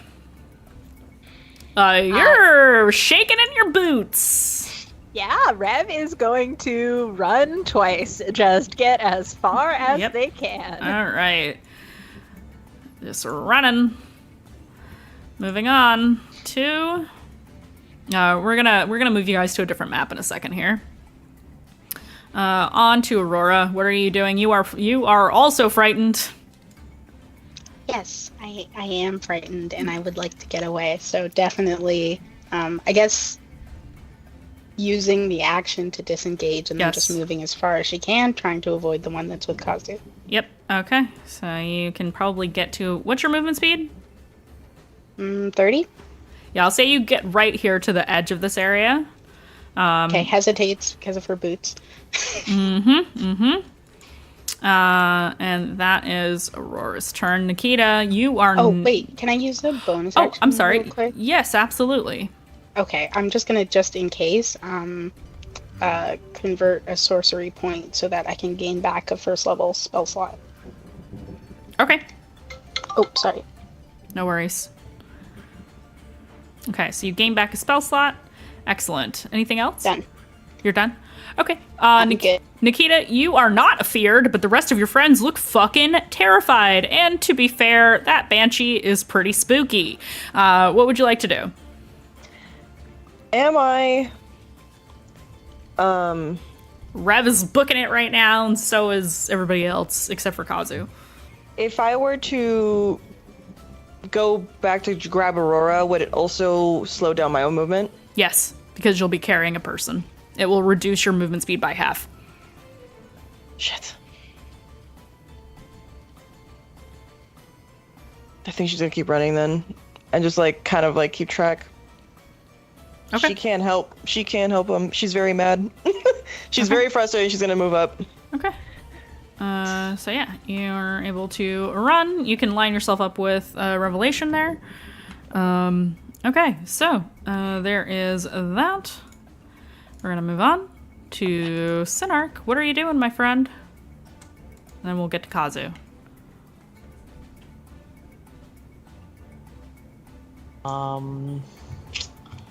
I think Sin is running now with he sort of opens up his hood and he starts grabbing at the at his holy symbols and sort of being like, all right. I think he takes the one from Edem because it's the one that he knows actually does something. He doesn't know what it does, but he knows that it did something. Okay. And he's just sort of being like, can you freeze time? Can you do something? Can you make them stop? And I think he's just sort of yelling that while trying to run forward without falling or tripping. Gonna roll something. You are shouting at this talisman of yours as you run. Nothing seems to happen. That's fair. But yeah, then he just starts going through the rest of them. Just sort of hey, these, I'll give you something if you do something. What do you want? Let's make a deal. And it's just he's going through that with all of his talismans. Hey, someone listen to me. Hey, one. someone listen to me. Yeah, pretty much that. So okay, so you're doing this as you're running. Okay, I'm gonna roll something else now. Okay. Let's see if anybody else wants your bargain. We know someone who loves bargains. Oh yes, we do. Oh my god, I couldn't have rolled better. All right, we'll get to that. We'll get to that in a second. I could not have rolled a better number. That was excellent. Actually, you know what? We gonna pause. We gotta pause this because we're just gonna get to Kazu running after this. Let's do something interesting. Oh boy. I love this for you. I love it so much for you. I am suddenly very terrified. As you fucking should be. Oh god. As you are running, you hear... Not that. Not that. Ignore that. You hear...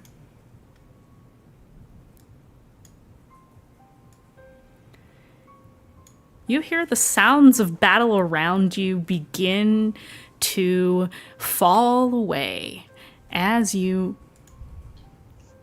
feel that everything is getting a little bit darker. Time does seem to slow in this liminal space. And you feel the presence of an individual standing next to you. And though you try to turn your head and look at who it might be, you cannot see them. And you hear a smooth masculine voice touch upon your ear. He says, "You'll do anything, will you? Is that true, son of druids?" I think there's I think the panic dries up when he hears that, and there's something really gutturally angry. And as he says, "I'm no son of druids, but I will do anything to protect these people." Anything.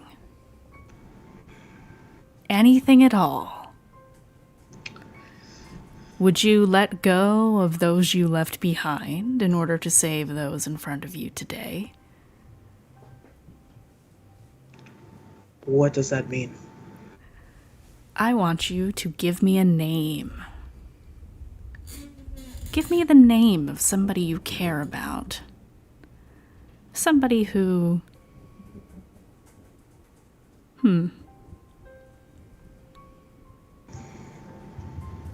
might become a little fuzzy in your memory, perhaps. But if they are someone you truly love, then surely if you find them again, you can rebuild from ground one. Give me a name, and I will make these enemies that plague you disappear from your path. Give me a name, and perhaps I will help you again. You feel a chill run down your spine. This is... I'm going to ask you to roll me an insight check. Yeah. Okay. That is a 17. See if you can insight check the Lord of Lies.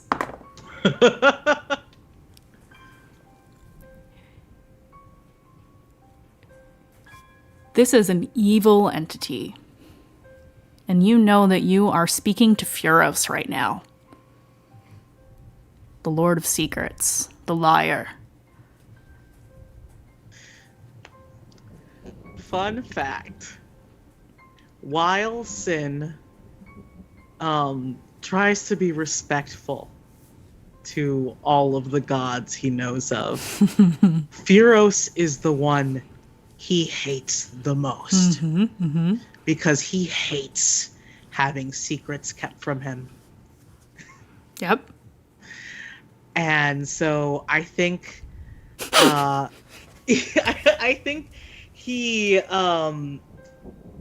again, you said the shiver runs down, right? Oh yeah, And it's so unpleasant. It's like this chill, and you can see like the fur raise on his scalp all the way like down to his neck until it reaches his clothes, and he can't look at Furos, but he like grabs onto his anxiety. the warmth in his stomach that makes him buzz and move, and he tries to push it out like action. He tries to hold on to it and use it as a weapon, and he's just like, I know who you are. I won't have anything else kept from me. I don't need your bargain. Roll me a D100. No!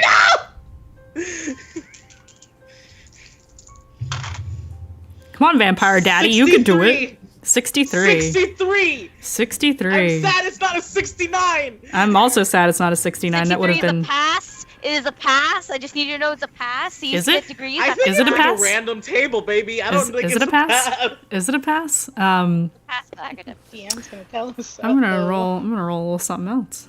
I'm so scared right now.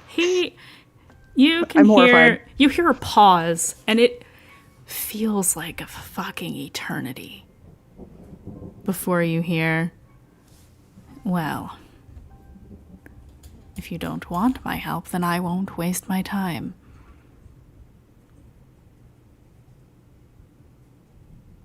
Just know that I don't enjoy the hubris of mortals who call out and then insult me. Goodbye, Sinark. And you feel that presence fade away. And I think in this moment, because again, he was just grasping at whatever he could find, right?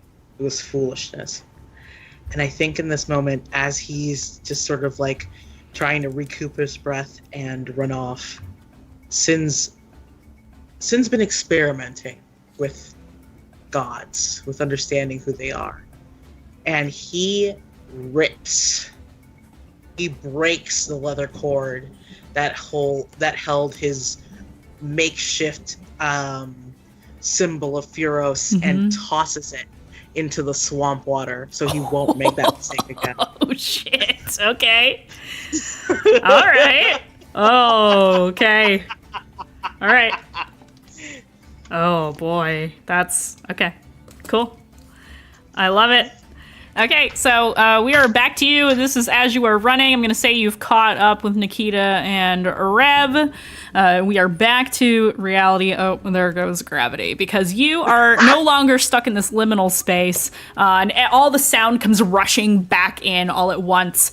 And you are a little freaked out that just happened. They don't normally answer you. And now this has happened to you twice. What the fuck?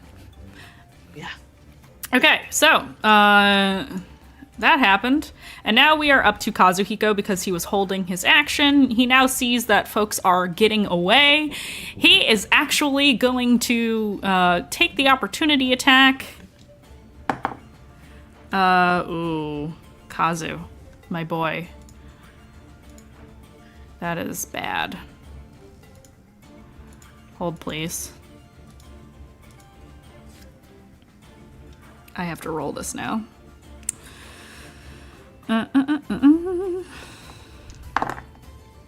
Okay. Okay. 13. He takes 13 points of damage. And he has to make a Constitution saving throw. Oh, God. I'll take it. That is 17, 18, 19. He succeeds. Lucky for Kazu. Very lucky for Kazu. But as he is doing that, he leaps away from this wraith down to where Aurora is and full-on princess style picks her up and is going to dash as much as he can while holding Aurora. Because he has realized that she is lagging behind everyone else despite her efforts. So he is going to move as quick as he can. Just to say that the two of you can get to about here as you are skedaddling. So we're going to quickly move through the rest of the initiative now because you guys are running away essentially. I am going to And then we're back up, and it is Kazu again, and he is moving with Aurora as quickly as he can to catch up with everyone. Dayu, is there anything you want to do on your turn other than run? Nope, you're running? Okay. So you're catching up with the group, and all of you run out into the night. Good fucking lord, you don't know that I've caught up with the group. I'm still invisible. Yes, you are. You are still, well, I know because I see all. So with that being said, you are all moving to a different area of the map. So we're going to move over to, you run and you run into the night until at last you find a place you feel must be safe.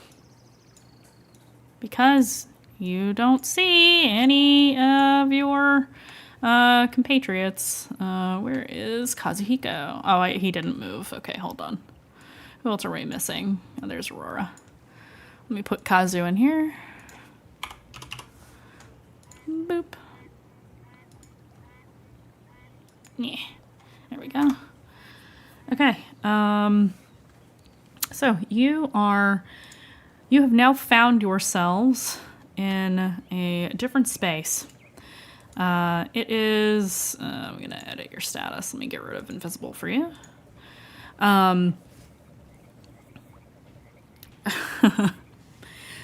So you have found what appears to be a iron-gated cemetery. It is partially flooded, and you can see that there are some stones here that have runes. You can see that there is a lone bell over here in this area. There we go, over here. And you can see pretty easily, because it's dark out, a glowing rune area right over here. And there is, at the far end of this peaceful scene, a shrine with candles. What would you like to do? As soon as we slow down, Sin is gonna start taking potions out of his bag. Okay. And if I didn't put these in my inventory. They're from like a different frickin'. Okay. Actually, pause on me, because now I have to go back looking through our game session chats to find where the potions are and how many I have. I would like to pop out of invisibility and immediately face drop into the swamp water as I pop also out of buddy form, because I'm pretty sure I'm pretty fucking winded after having the life drain and then using all of my adrenaline to run. I'm tired. Mm-hmm. I'm not looking hot. You're always looking hot. It's fine. I'm not looking hot in the sense of I think I could not take one more attack. Yeah. That kind of not hot. I'm just gonna lie here for a bit, I think. Actually, no. I'm a really, really windedly go. Wraiths. Bad. Very bad. So bad. And then Banshee? And I just lie down. I lie down here. I'm gross now. I figure right about this point is where Kazu actually, like, sets Aurora down. Like, oops, I forgot I was holding you. How long? He probably, like, catches his breath for a second and then is like, oh, right, and then puts you down. She, like, steps away, like, all flustered. I will say you noticed while he was carrying you, he smells real good. Well, that's just unfair. Isn't it, though? So she definitely pretends she didn't enjoy being carried. Well, maybe in the morning we can retrieve our tents and things. But for now, maybe we should take sanctuary here. Weird place to take sanctuary, but is it not the source? The source?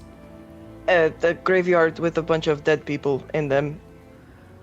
And Well. then angry. He actually smiles and he says, "How about you all come with me for a second?" As long as I And- don't get hit again. You shouldn't, considering where we are. And he will lead you. I should just control him at this point. So he will lead you through this area to the shrine. And what you see here is a beautiful statue of an individual who looks androgynous. The hood and kind of cowl that they are wearing hides any manner of hair or ears, so you can't quite tell what it is. But the most notable thing you can see is that their hands are held open together, as though offering or asking for something. And those of you who know anything about any religion or have ever met a healer, you know that this is a statue of Sephim, the life giver. And he, you watch as Kazuhiko places a coin in the hands of the statue, and he says, "This is hallowed ground. Those creatures we saw cannot enter this place." I think the tension in Nikita's shoulders is finally drops.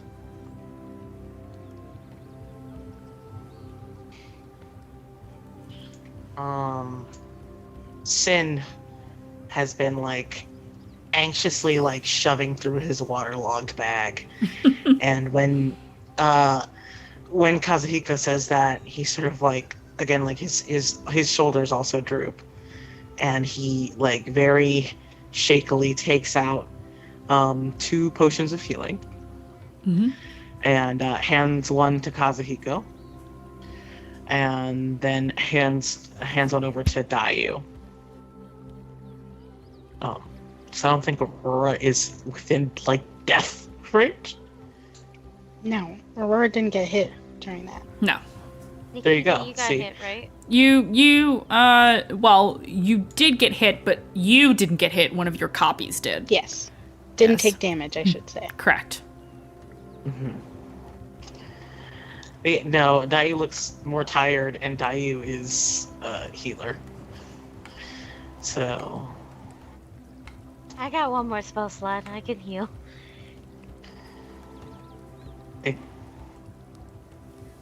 I think he hands it to Kazuhiko, and if Dayu makes any sort of like motion to not take this potion, Sin is gonna be like,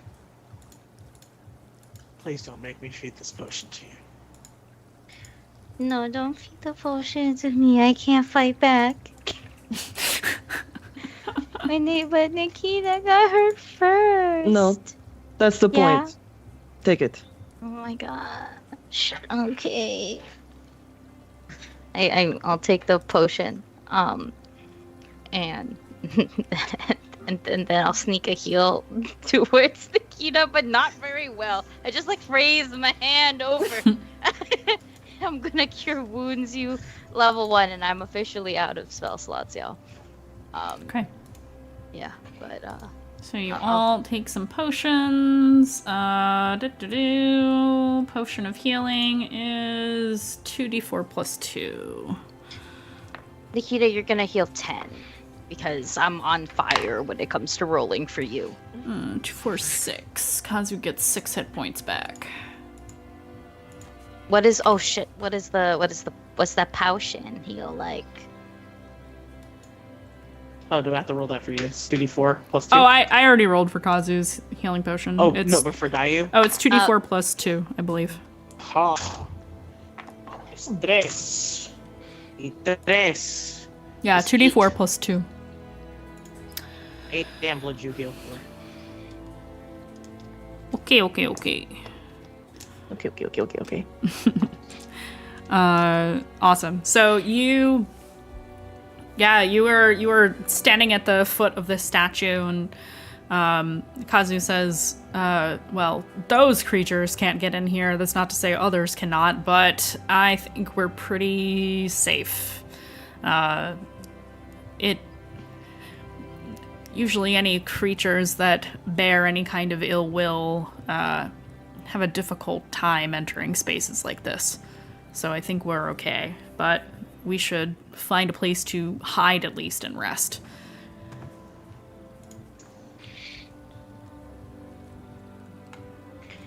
Wraith's bad, by the way.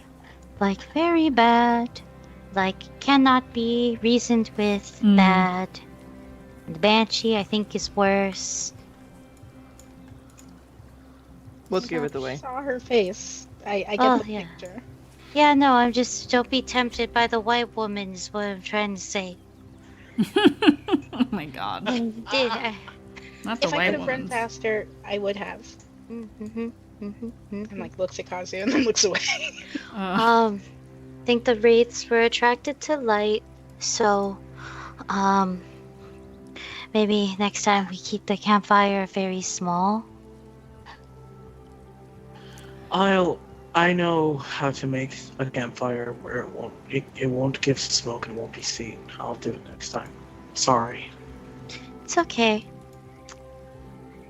To be fair, it's also raining out, so we kind of needed the bigger fire. Yeah. While we're talking, Yes. with this statue of Sephim, and it's how it's like sort of backed into like this big like cliffside. Would you say is fair? Yeah, they're like big rocks, yeah. I'm gonna look behind the statue to see if there's any like weird inner sanctum. Give me Where an we can- investigation check.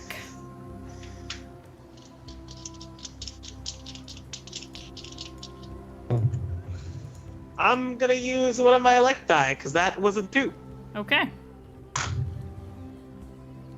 That is a 18. You kind of climb up onto the rocks and look behind the statue to see if there's a hidden passage, and there does not appear to be one. Damn. As you're looking around, however, you do see that there are a few strange things in this place. Like, there is a bell on a post over here that is surrounded by little mushrooms in a circle. And over here, there is a stone with a rune on it that you saw on your way in. It looks a little different than some of the ones you've been seeing. I'm gonna point these things out. Yeah, I was gonna say, other than that, there is also a mausoleum over here that looks like the door could be moved. I don't fuck with the dead. No, especially not after this evening. But he will, like, from above the rocks, he's gonna say, mausoleum. The bell's right next to it. It's got, I don't trust it because it's got all those mushrooms around it. And then, weird rock, and he gets down from the rocks that he was standing on and starts going towards the rock with the runes. Okay. And before we get to that, I think we will take a quick 10-minute break here for a bio break. Everybody get some snacks, get up and stretch, and we will see you in 10. And yes, we will hydrate. Thank you, Frisco. See you in 10, everybody. Hello, we are back, everybody.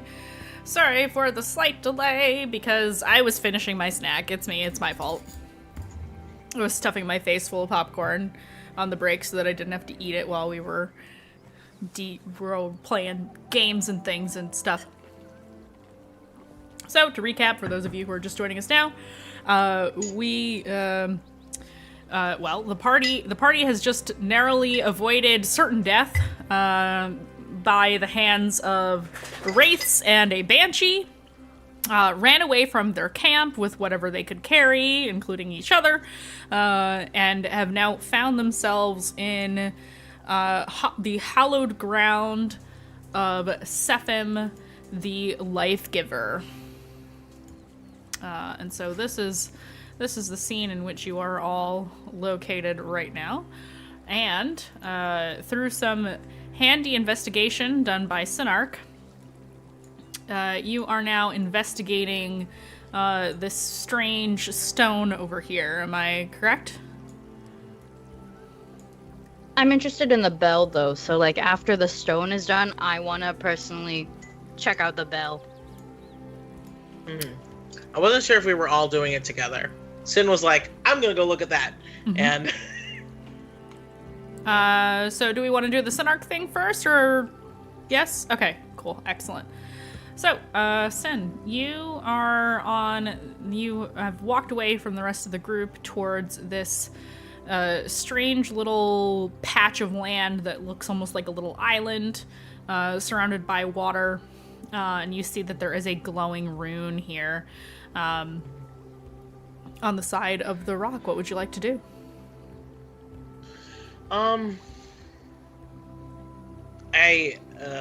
Honestly, I just want to go up and see if if it gives off a feeling. Okay. Like, I think Sin's had quote unquote luck. Bad luck, but luck all the same with weird god magic shit. So might as well just look at this and see if it's related to any of that. Okay. So you were trying to determine if it is related to the gods? Specifically? Or just any significance? I think so. In my head, when Sin walks towards this, he's like, I want to know if I have seen anything like this before. But his main knowledge on this type of stuff is religion based. Okay. So if you are looking at it in the context of religion, I will take a religion check. If you are looking at it in the context of magic or just general knowledge, it would be Arcana or History. It's a dirty 20. Okay. With religion. That's what I rolled. Yes. And I believe you are also proficient in religion. Yes, you are. Yes, I am. So you approach this symbol, and try to determine exactly what significance it holds. It does not appear to be religious in nature. It looks like language of some kind or a symbol that could do something. It reminds you a little bit of some of the druidic writings that you've seen in the Veil of Night. It's reminiscent of that, but you can tell that it is not druidic. It's not the language of druidic that you know of. Okay. But it appears similar in just the way that it looks. Mandy, I'm gonna touch it. You're gonna touch it? Yeah, I'm gonna touch it. Okay. You reach out and touch this faintly glowing greenish blue rune that has like little motes of light kind of emanating off of the front of it out into the open space, lighting up the rock nearby and the large tree root that's kind of coming up from the ground and back into the water in front of it.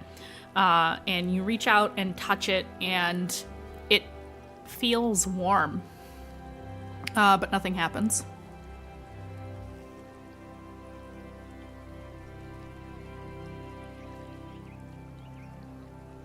Okay.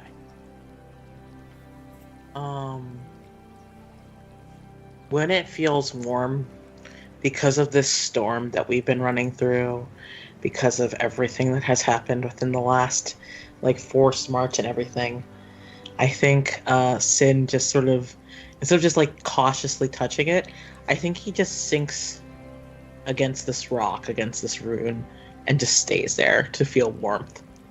Oh. Oh. Okay. Yeah. Oh no, the DM has feelings. So yeah, you just kind of curl up next to this rock and enjoy the warmth of it for a moment. While that's happening, who is checking out the bell? Me. Okay, Dayu. Move your adorable little self over to this bell. As soon as he went, I don't trust the bell, I went, oh, bell. And then I just go bing, bing, bing, I bing, don't know bing why all you the would way say here. you don't trust the bell. You don't know anything about fairies. Exactly. And they're the ones that are like, I don't trust the bell. And Dayu's like, bell. And just, one trackman goes over to the bell. Really quickly, this is a bell in a graveyard. And while I have OOC knowledge of the bells in graveyards, do they even work the same way here? I don't know, do they? What is the context that you know about bells and graveyards? So, a really common thing that used to happen back in the Victorian and I believe Edwardian era of England is that people used to be buried alive by mistake because of lack of medical practice. And so bells with a whole rope which would go down and into the coffin were made beside burial tombs. So that way, just in case you were buried alive, you would pull on the rope and it would ring the bell and the groundskeeper can come and dig you up. Yes, I figured that was what you meant, but I wasn't sure if you were going to pull out something that I haven't heard of before. Well, I mean, if the bell tolls 3 times, it's actually the fucking devil fucking with you in the graveyard, or just a demon as well. And then if you would, like, in theory, if you would dig them up, then you've just desecrated a grave and making that unholy ground, and then you could get possessed. But I don't think that's what's going on here. No, it's not. Forgive imagine? the tangent. No, that would be terrible. So you look at this thing, and there is a bell. There is a little chain hanging from it, so that you can like kind of move it. It is kind of hanging on the side of a wooden post that is stuck into the mud, but the thing that is most notable to you about it, once again, is that there is a small ring of mushrooms sprouted up from the ground around it. And the reason why this is strange is because despite the fact that you were in the middle of a very swampy area, if you look at this map, there is not a single mushroom anywhere else here. Not a one. Do I know anything about mushroom rings? I would take either an Arcana or a History check, and I believe those are the same for you. So Those are the same for me. it's just a straight roll. Yeah. Wha-bam! That is 11. 11. Sorry, it's a little hard to tell on the dice. So, let's talk about a little bit of lore that I shared with you all in between during our break period with the folks at home. There are, in this world, various planes of existence. One of which is known as Alphane. It is a strange place where time is different and the Fae tend to live. And what you know of folklore, just from being a bard in general and hearing stories and things like that, from your parents even, is that rings of mushroom tend to be a signifier of the presence of a creature from Alphane. So this is often referred to as a fairy ring for those of us who live outside in the real world. Same kind of concept. If you step into the fairy ring, it is said that you will be transported away to the land of the fairies. But that is a myth. You know that is true, but it does signify that there has been a fae presence here before. that much you do know. I'm gonna point at the bell. I'm gonna go turn to the rest of the party, and I'll go, "That's a bell."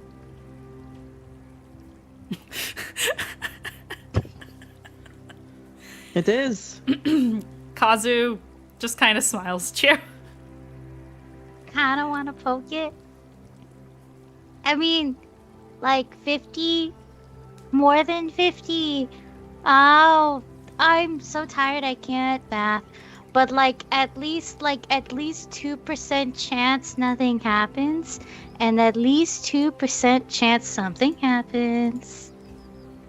Can we wait until the morning to poke things? Please. I'm close to dying, so. Okay. In the morning when we're not so dying, unless we die tonight. But yeah, Then in it the won't morning. matter. Exactly, then I'll ring the bell. And then, I don't know, maybe it summons Fwoggies. What is? Fwoggies. Flockies. Milwaukee? Fwoggies. You see you hear, you don't see because Sin is crouched next to this rune rock. You just hear, "I like frogs." But do you like Fwoggies? Flockies? Aren't they the same thing? I'm saying it like that because fairy frogs could be a thing. Wouldn't they be faggies? No. Guys. Do you feel better? Do you guys feel better? I can Oh do my a different God. bit. I'm asking the same character. I'm trying to cheer you up. Yeah, Sin drags himself up from the rune rock and he points at the mausoleum and he's just like, do you think she'd be mad if we broke in there to sleep? I mean, I can ask. I don't think. I mean, are there? Jennifer, are there ghosts here? You asked Jennifer if there's ghosts here? You're asking Well, Jennifer. I feel like I should be asking you, but I just wanted to call you Jim. Oh, my fucking God. Yeah, you can sense the presence of spirits here, but they are at rest. So they're not visible to you right now. Would I know that if we were to open the mausoleum, would that count as desecration? Because that might piss a spirit off, and I don't want them to be upset here. Given that you are taking temporary shelter and being, if you were to do that and you were respectful about it, you don't think it would be a problem. This is a not this. While this is hallowed ground and there is that statue of Sephim, this is not a maintained area. This is long abandoned. So it is already kind of overgrown and, any flowers and vases next to any of these things are long since dead. So you don't think it would be too terrible of a thing to perhaps find some use and some temporary shelter here. Okay. Still, I'm gonna walk over to the mausoleum. I'm gonna knock, because I feel like that's the polite thing to do, and I'm basically just gonna go, hello. Sorry to disturb your sleep. We're kind of so fucked up right now, and I hope you don't mind that we use your place. We'll clean it up. I'll clean it up for sure, and we'll try not to disrupt anything, and we'll be gone in the morning, should we live through the night? Yeah, and if you have beef, I'm sorry. I think one of us is legally bound to be a vegetarian. I don't know where this is going by. And I will just look over and be like, okay, Cup. So you're saying this outside of the mausoleum? Outside, inside, kind of like I knocked and I... Well, there is a large stone... Like, you can tell that it is a door of some form, or maybe even just a stone slab that you have to kind of lift and move to get in. It's not really... Oh, then I'm not... Oh, yeah. Then yeah, I'm not so going in, but... You would be standing outside, because there's no way you can lift that. I would say between Kazu and Nikita and Sin probably would easily be able to do it as a group effort. Because it's, a big fucking stone slab. So you say this outside of the mausoleum. Do you do anything to see if you can, actually get the attention of a spirit? Yeah. Okay. I think I got my cards. I'm like saying all this, shuffling through. I like go find probably the death card, and just kind of like I focus on it. Sort of like the equivalent of doing the message spell, but if my connection with spirits are strong, so if something shows up, that's totally fine too. I'm not like forcing it to not reveal itself or anything, but it's more so I just don't want to be disrespectful, like the homie can answer me from like on the door and be like, yup, and then just go to sleep. So it's one of those things. Yeah, I'm not forcing nothing. Okay.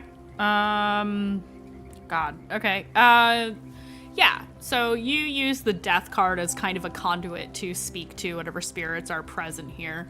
And you actually do see like a face kind of emerge through the stone. It looks to be of an elderly woman. And she just kind of peeks out and looks down at you and says, "Well, dearie, if you can get the door off, you are welcome to stay." Oh, thank you, miss. You said you wouldn't make a mess. Now, don't make a racket either. I'm trying to sleep. Okay, yeah. Yeah, we'll keep it down. Do you want me to clean the inside for you? Or the outside for you? That would be nice. Nobody has been here in quite some time. Okay, thank you. Thank you for asking. And she just kind of back into the door. And then I'll lean over and then just gesture with my hands for people to come over. And then when you're within Dayu's voice level of talking distance, she'll just go, "So we're not supposed to make a racket, and I said I would clean around a little bit, and we just got to make sure we close the door on our way back, and she's okay with us staying here for the night. Should we live?" I could help you clean. I could help too. You taught me how to clean things. I could practice. Just be really nice though, okay? She's an old lady. She's been through a lot. I can only assume if you live that long, you've been through a lot. True. Sinark just sort of nods and looks at the door and looks at Kazuhiko and Nikita and just moves towards it to try and like figure out the best way to like move it out with them. Yeah, bloody, sweaty, like humidity infested Nikita. Oh God. Well, gonna help out. Kazu kind of speaks up and he says, "How about we do this part in the morning when we're not so exhausted?" Oh, we're not going to. I thought we were gonna stay the night in here. Yeah, we can stay. I just meant the cleaning part. Oh, yeah, I was talking about the door. I'm trying to get the door. Oh yeah, no, he's helping you with the door as well. Between the three of you, you easily are able to take the well, it's less a door and more a slab. You're able to pick up the stone slab and kind of set it set it in such a way that you can get in, but that doesn't leave it completely open either. So it looks like it's just kind of like slightly off kilter. And make yourselves comfortable. It is not a very large space, but it is big enough for the 5 of you, or 6 of you.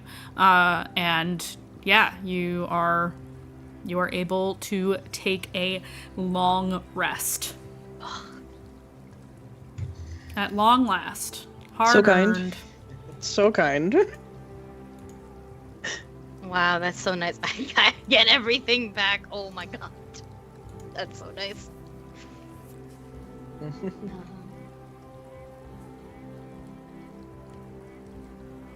Okay. You all have an uneventful night, a peaceful rest in this most unlikely of places. And when you when you exit in the morning, you find that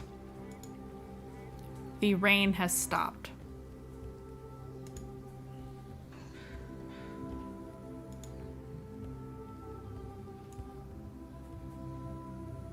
Finn just looks pretty grateful as he like sort of crawls out of this mausoleum to take a look outside and see, you know.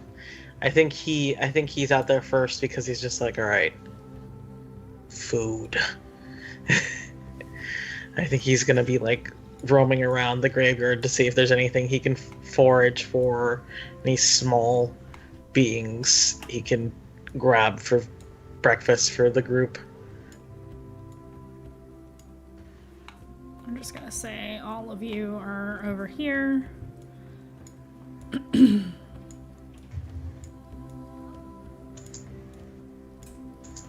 Talking about food. I start cleaning just because we promised to clean. So. Yes, you did promise to clean. It is true. So, keeping true to your word, just like heroes should, you are now in the process of cleaning up this space to, you know, wipe off some of the moss and clean off some of the slab where it makes the writing a little easier to see.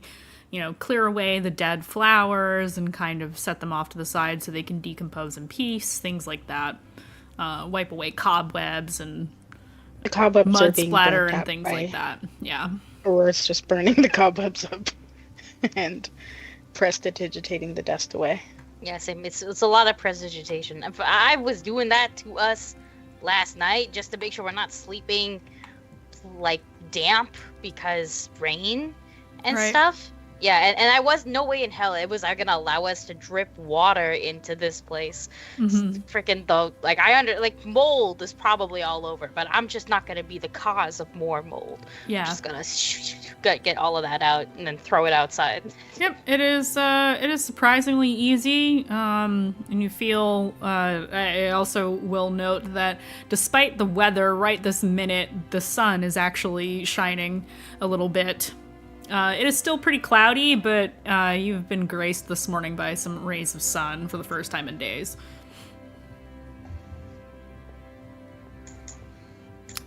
So you are able to do that. It takes you a couple of hours to do that, especially because you're just using prestidigitation over and over and over again. So it does take probably more time than if you were to just clean it using, you know, cleaning tools and things. But again, you don't have all of your stuff with you. And God forbid Aurora cleans anything for real. No. Yes. We know. We know all about it. So yeah, you were able to do that. No problems there. And the rest of the time is yours, essentially.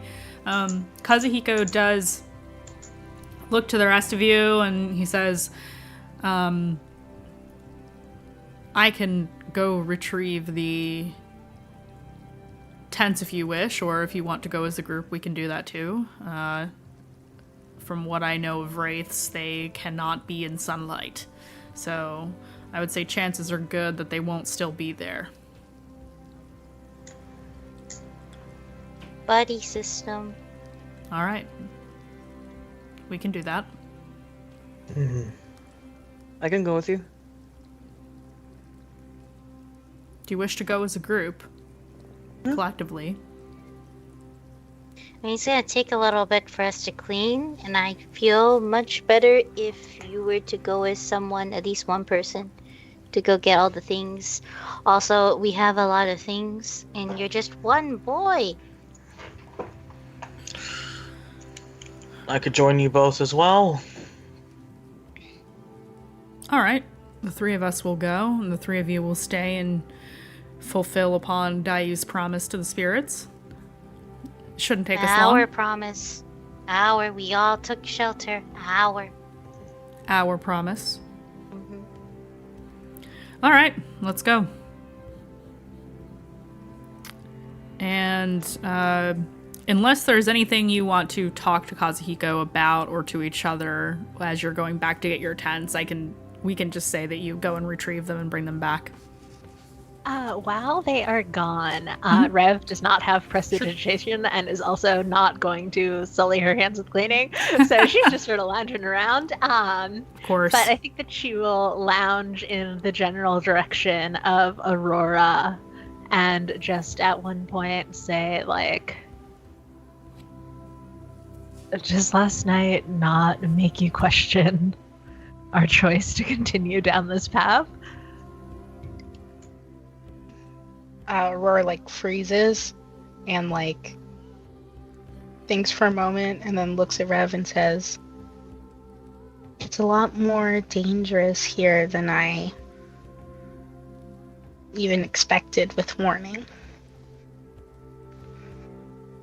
I mean, we're building skills in fights and as a group, but still, I mean, if we had to, I don't think we would have survived that fight if we hadn't noticed them out in the swamp, if they had gotten to us. I don't want to think about that. But it feels like we'd do better to spend more time fighting to build up our skills before we continue down.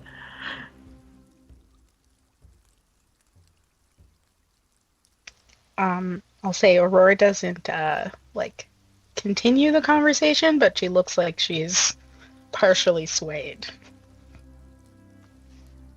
Like she's giving it some real thought.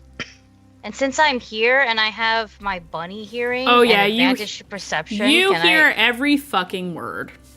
Then I will pipe up and say, "You can go."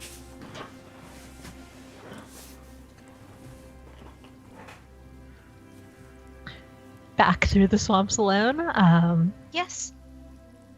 Because what makes you think I would come with you? Why would you not, Dayu? Because everything that happened. The shrine is this way, and we're so close to it.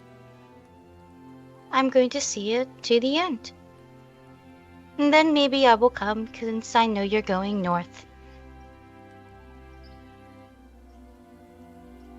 Maybe you'll come. If you're seeing it to the end, you would have to come to every location.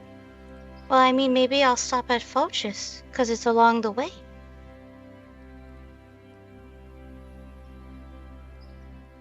It's still north.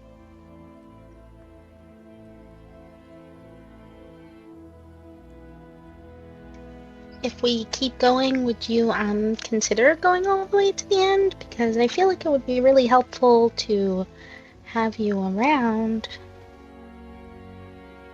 I know, but I'm going to see this part out first, because we are literally so close. So close in distance doesn't matter if we die in the 3 miles it takes to get there.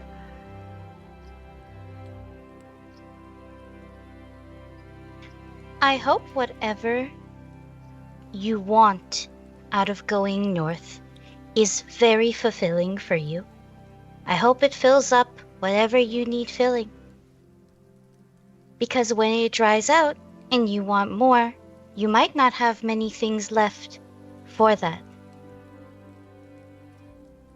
So rather than my being fulfilled, we should sit here in your grief.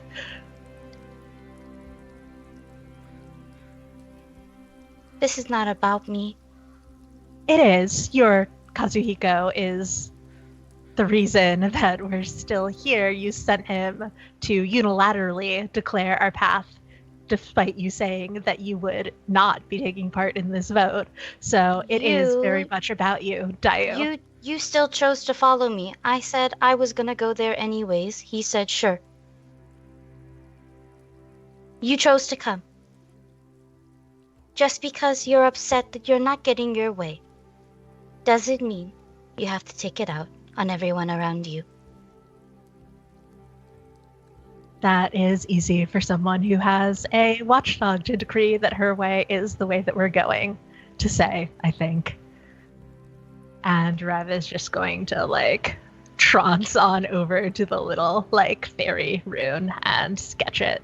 Or the mysterious rune that looks like druidic but is not druidic. And sketch it into her notebook. Do you like hurting me? I'm following you. Because if you do, you're doing a very good job. We don't have to be friends if you don't want to be. We should at least be cordial.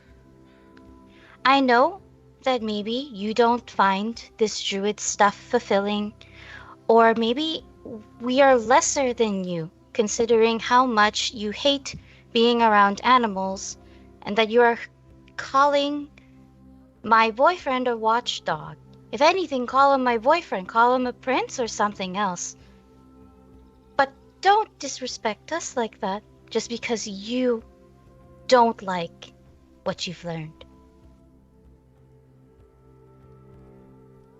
Don't like what I've learned about... I see the way you look and the way you act when I ask you to do things that basic druids know how to do, because I thought that's what you learned. I can't talk to animals. I would talk to them if I knew how. I would just assumed you did, and I'm sorry I did. I see the way you look when you need to transform into anything related to animals. And that's a choice for you, and that's okay. You don't have to like it. But that's my life. I live like this. I am partially an animal all the time.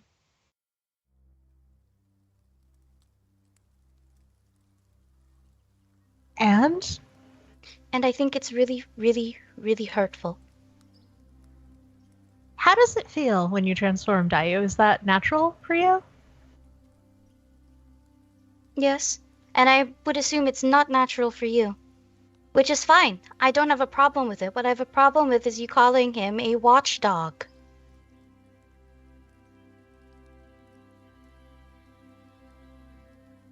When I have to shift into animal form, I can feel every bone in my body break. I can feel my energy, my soul reshape into a way that it is not meant to bend. It might be natural for you, but it isn't for me. That's fine. And what the I'm fact saying is that it's please do natural not for equate you, us to animals. Then why bring it up? Because I'm you not are equating- calling, you are constantly doing this. You are constantly calling it. But you know what? Fine, be bitter, be upset, be angry, because you can't get out of this alone, can you? No, and I imagine that that's why they sent us as a group. Then I hope this journey is not as unpleasant as you are. That will be Aurora's opportunity to cut in and say, maybe it's time to cool down until the others come back. And just kind of like step in between you guys.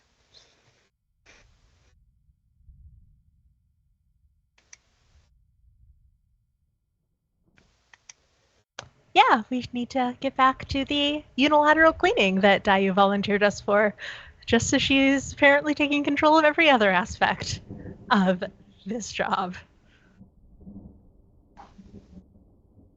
Well, we asked her to. In the midst of this conversation, you hear a peal of thunder in the distance. The storm will be returning.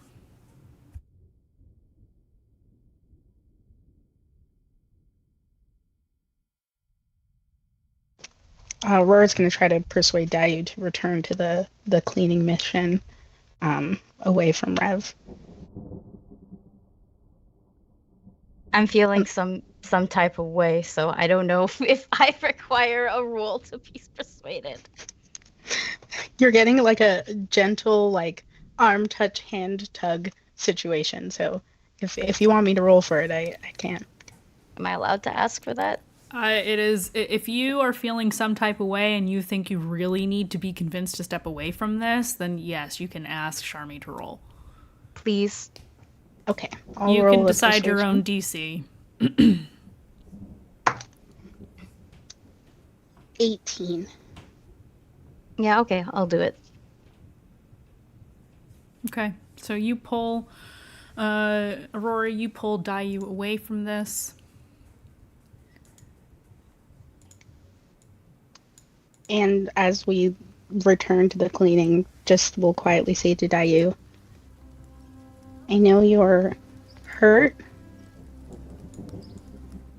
but I think it would be best if you guys kept your distance for a little bit. And I think you're probably right at this point that we're so far in, but I don't know anything about here, and I don't think Rev does either, so whether we like it or not, we gotta trust you and Kazu. Kazuhiko, she would not shorten his name. But what if she did? What if it was a slip? Yeah, what if Just it saying. was? What if it was a slip? What if you're? Sure, what if it's you're a slip suddenly on and then casual terms with Kazuhiko because he carried you like a princess through the swamp? She catches herself and is like blushing.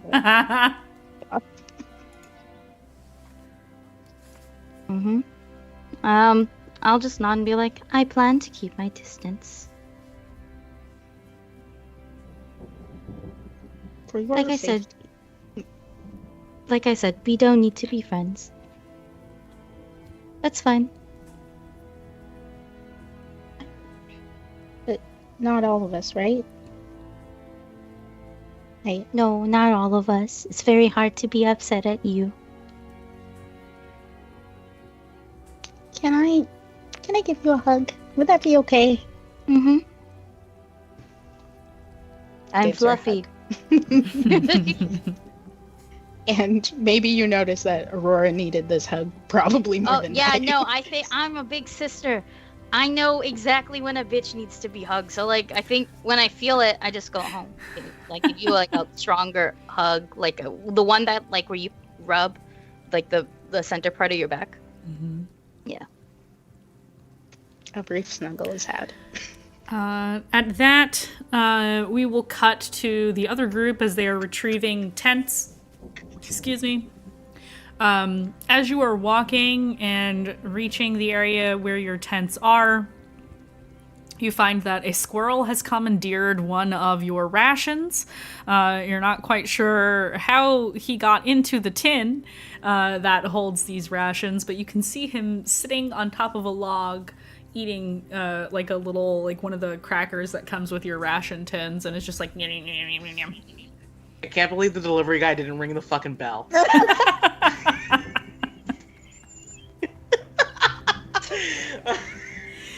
That bastard, I left notes at Uber Eats to tell him to ring the doorbell. Sorry, Chad, this is something we talked about during the break. Poor Rocky. Poor I Rocky. think Sin had been like working. I think Sin had been working towards telling these two about Furos during the run, and then he looks at the squirrel and is like, "This fucking, this goddamn, what? Not you, him. Get out of there.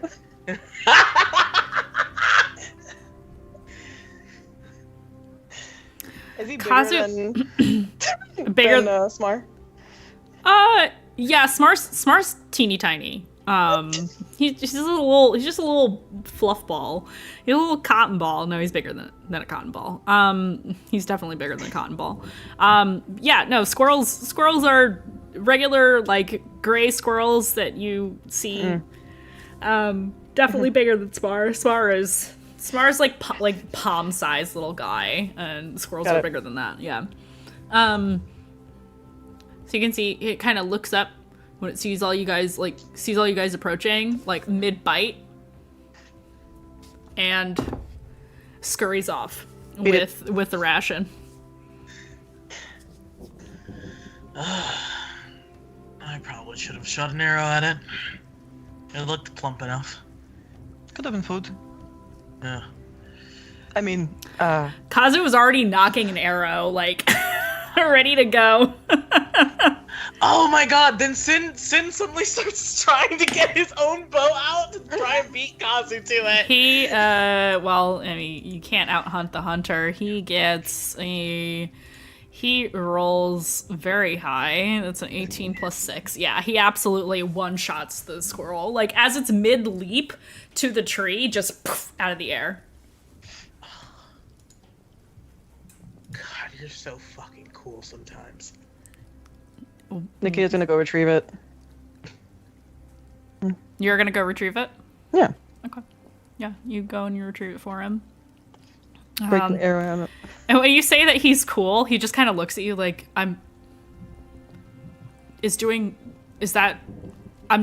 my job? Is that cool? Well, that shot was really cool. Oh, I didn't think it was that difficult, but thank you. Well, most people where we come from can't do something like that. A lot of things that are cool to Sin, so don't... I mean, to be fair, I've been doing this a long time, so it feels normal to me. But thank you for the compliment. You're welcome. Cool. Let's get these tents, shall we?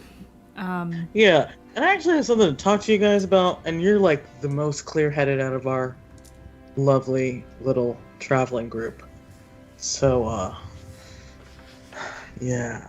Something happened during our run last night. And he's like saying this as he's like gathering up like items that they had left behind. And he's just like, I started praying to the gods, just sort of at random, offering potential bargains if they helped us. And Right. one answered. Oh. That I didn't want to answer.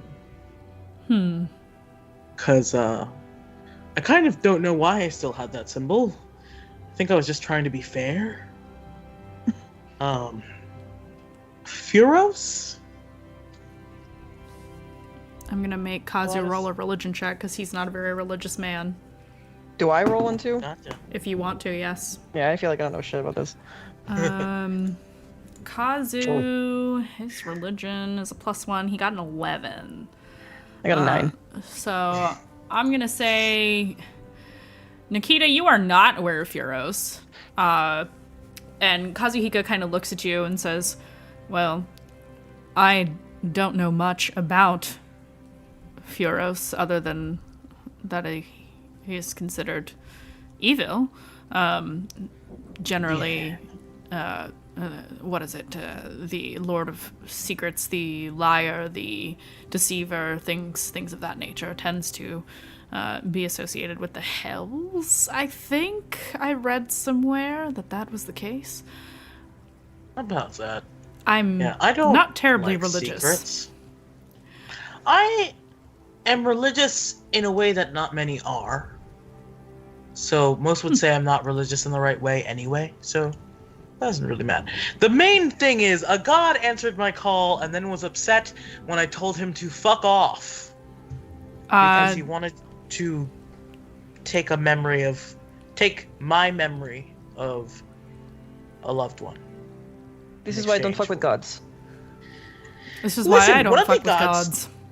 One of them got me this really nice timepiece. We know that gift giving is a big thing for you, but that's kind of...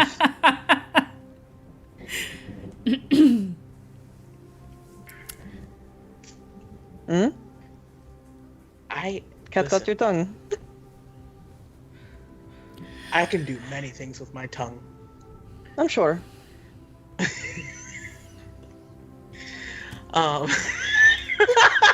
Sorry. I don't know. Okay. Thank you, Charmy, for saying in chat that that was gay. It was very gay. So gay of you. Yeah. I love it. Jesus. Kazu just kind of brushes past that because he doesn't want to get all flustered right now, and he says, well,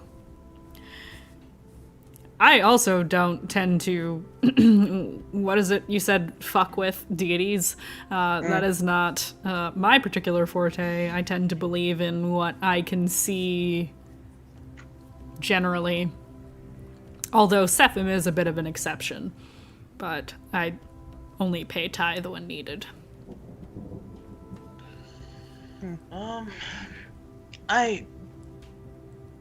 I could take hours talking about how religion is weird to me. I mean, it is a strange phenomenon for many, and I don't think there's any right or wrong way to be spiritual.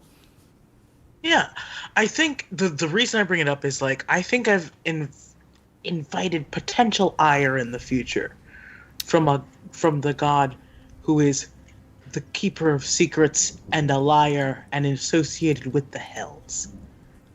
Gods just seem like things you could just piss off over nothing. Yeah, but I wanted to warn you guys, since we are traveling together. My point is, you poked, and you pissed it off. Yeah, because I was desperate. I thought you might die. I mean, that's fair. It was really bad, but they didn't help in the end. Well, he wanted me to trade my entire memory of someone I loved. And I could tell that he was, like, full of shit and evil. Shit and evil. Yeah. Listen, there's nothing worse than a haughty motherfucker who likes to keep secrets. True. What did you think of? Huh? Well, I mean, it's not like... I know you weren't going to do it, but, like, who did you think of when, like, they told you to offer someone up? Well, he said it had to be someone I truly loved. And what popped in your head? Tawny. Ooh. You were going to kill a child! What, kill? He said That's he was going to take my him. memory of them, not kill them. Oh, that. If he killed Tawny, I would kill the gods. All of them for letting this bastard hold any power over them. Not too smart. Not smart. It wasn't smart to ask. Well, I mean, I understand desperation. I'm sorry. We're going in circles now.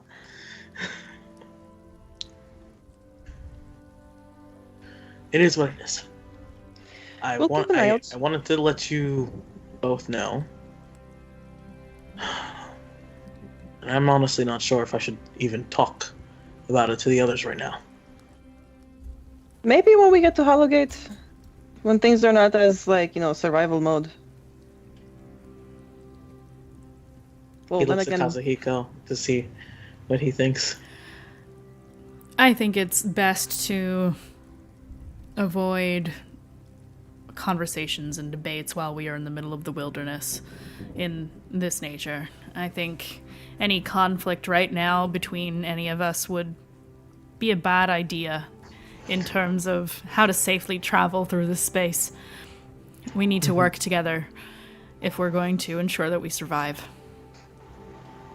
Well, I do have a question. Yeah. Does this count as holding a secret? If the intention is to speak on it at a later time, I wouldn't call it a secret so much as just hanging on until later, a better time to speak on it. I don't know that that's a secret. Yeah, because I agree, because it's more like timing, right? So in society, which is already boring. Extremely. Yes. Timing matters. So our fight, right?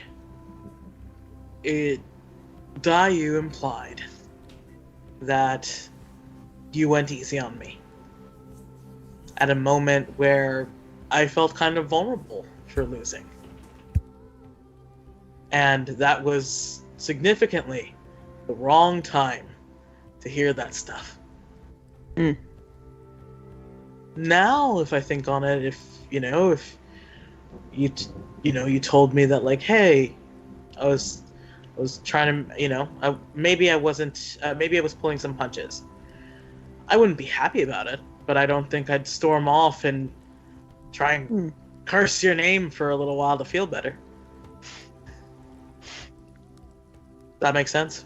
No, we discussed it. I also don't really care when you tell them. I just wanted to see how you kind of, like, decided that for yourself. Morals-wise. You just said you hid the secrets, so... Well, I think it's only a secret if you intend on never telling someone. Generally speaking. Yeah, and at the same time...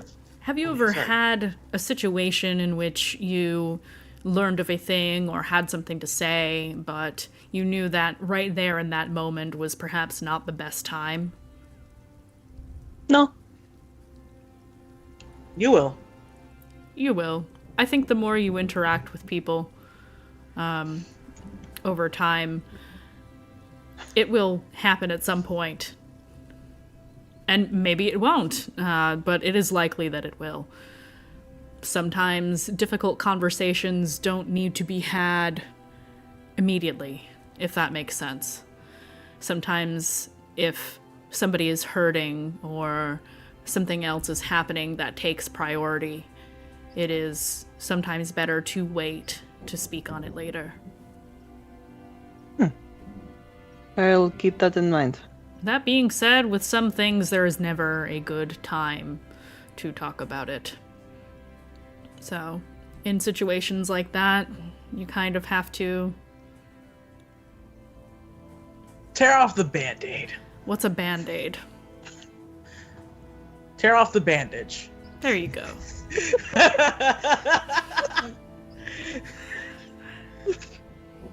Sometimes it is better in situations like that to let the cards fall as they may. He shrugs. Mortals are complicated creatures, aren't we? There's a lot of rules, there's a lot of unspoken pleasantries in a lot of societies. You kind of have to figure it out for yourself. Part of me is kind of happy I didn't have to learn most of it. Well, if you ever get stuck up on it, we're here to help you. Thank you. Personally, I think you're fine just the way you are, but if you do feel you need help, then... One-upper! I'm sorry. I'm with Sin on this one. If you ever need help, you can always ask.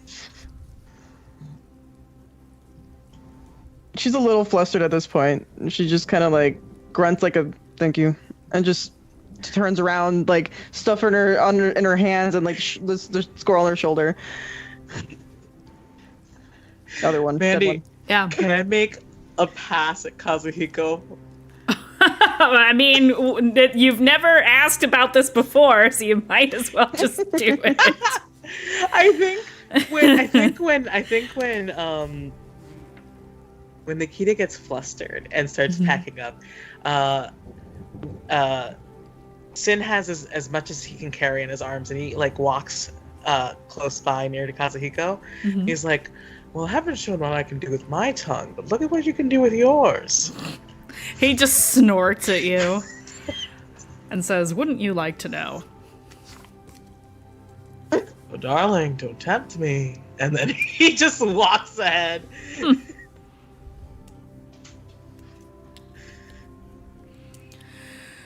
Well, parallel scenes. Very, very fucking different scenes. We're gonna come back closer. We're gonna see them divided.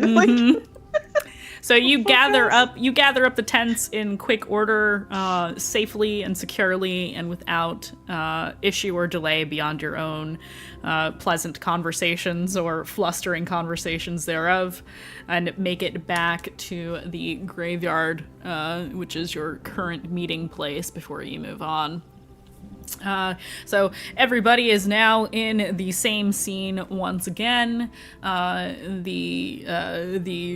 The strongest physically of the warriors among you have returned, and Kazu kind of looks around to just see where everybody's at. He's a perceptive motherfucker.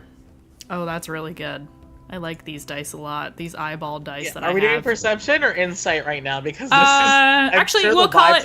Yeah, I'm sure the vibes are fucking rancid. Yeah, let's call it insight. Still good. He got a 19. That is a natural 20. Fuck yeah. All right, we'll get to that in a second. Nikita, if you would like to, you don't have to. I like to think A that 4. A 4. All right. We had to balance the scales. We had 2 very good rolls and 1 shit one. There we go. God. I like That to is to think be that expected. Rev's on one side, Dies on the other, and fucking Aurora's in the middle going, just, you know, like panic. Where is Dayu right now? Upon their return, we'll say this is a little while after the conversation you had with Revelation and Aurora. I'm finishing cleaning, and if we had finished cleaning, then I am going to go pay my respects over at it's Sephim? Sephim, yes. Yeah, over at Sephim's statue, because I might as well, right? Okay. I'm gonna say, Sin, you notice that, I assume, and Alyssa, please correct me if I'm wrong, I assume that Revelation is kind of off on their own, off to the side. Yeah, I think that they are still at the runestone. They have, detected magic on it, but are making it look like they're still sort of in the ritual so that no one talks to them. Yeah, so you definitely notice that. What is Aurora doing right now? Definitely giving them both space, but probably being within, hang on, I'm going to tell you how close, 120 feet of Rev, kind of like watching from afar, trying to decide if she should message. So you can see, Sin, you can see that Aurora is kind of sitting over near the mausoleum, kind of watching Rev, who looks like they are in the middle of a ritual. And then you see Dayu off by the shrine to Sephim, the life giver, and Kazuhiko immediately beelines for Dayu, because he gets a look on his face. Like, I feel like he glances at you first. I feel like Sin, looks at Kazuhiko and looks at Nikita.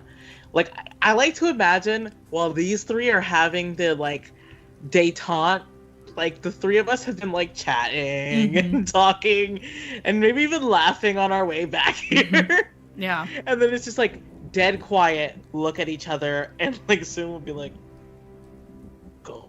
Yeah, he just kind of nods in the direction of Dayu and kind of walks over to her. And if Nikita, if Sin doesn't catch Nikita's eyes at all, he just sort of pats Nikita on the shoulder and is just like, I'm gonna go talk to Rev real quick. And sort of starts doing his own beeline towards Rev. Nikita, what do you do? If they've been clearing things out of the mausoleum, I feel like she'll just grab the heavy things or maybe misshapen rocks that have just been thrown out potentially. I feel like she'll try to move it closer to the entrance and back and forth to try to actually exit it out of, or take it out of the cemetery. Oh, to clean up the grounds. Yeah. Get rid of okay. Yeah, you can definitely do that for anything that looks out of place. you can absolutely do that.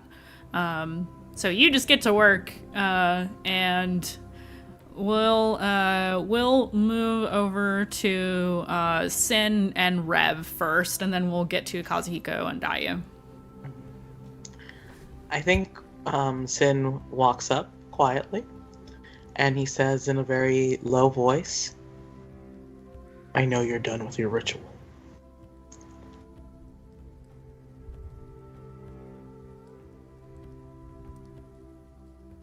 I could be meditating or tuning or something. That's... druids do that. Sure. You could be. Did something happen?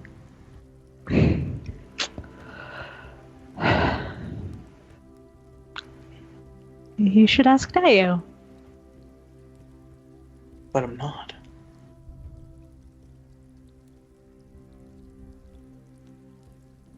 No, you're not, and I don't understand why. You two are getting closer. Is that a problem?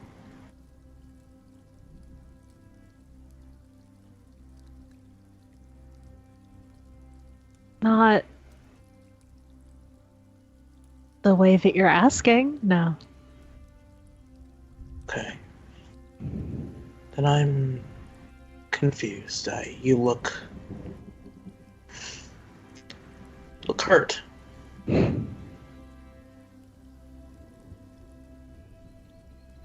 I think Rev sort of winces a little bit at being read sort of so easily and clearly. And they just sort of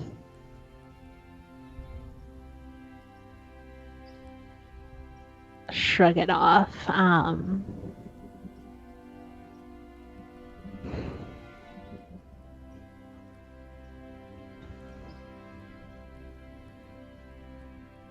It's been made abundantly clear that this is not the time or place for me to dwell on any hurts, so...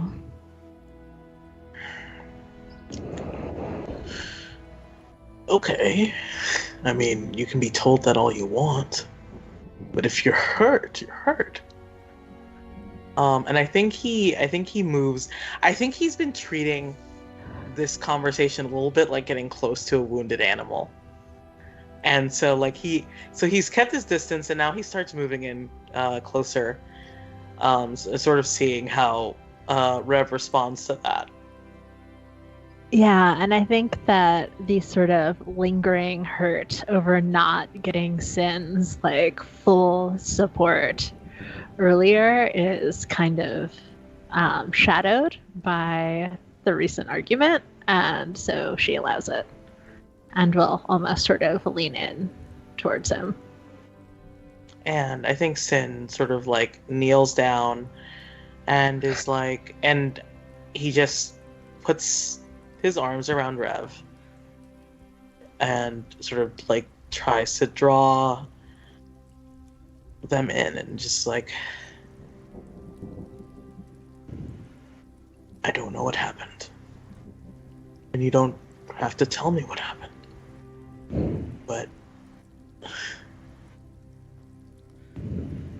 I want you to know that I'm here to protect you and help you protect yourself, and to do what I can.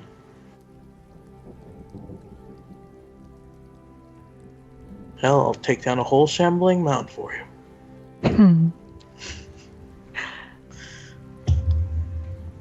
You really are just adding titles on titles, aren't you? Although Sin the Mound Slayer doesn't sound quite as... I would rather have any other title than that. If that got back to Okurai, that would be the worst thing that has ever happened to anyone.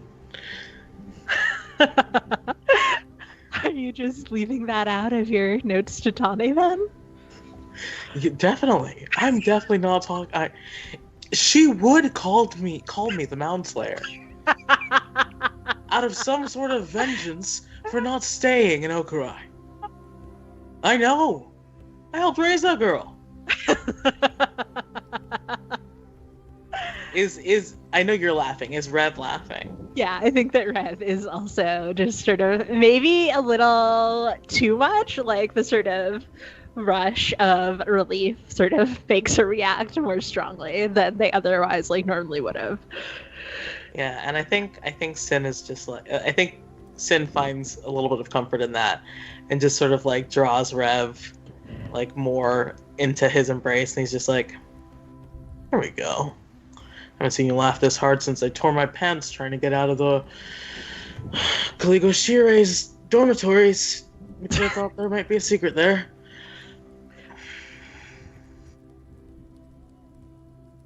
You made fun of my underwear. I mean, if you needed an in to a druid's bedroom, Sin. I think Sin loses this like suave demeanor for a second, and he just sort of like, you know, he can't blush, but you can tell when a person is blushing with their body, and I think he laughs, and he's just like, I didn't think we were that close before, but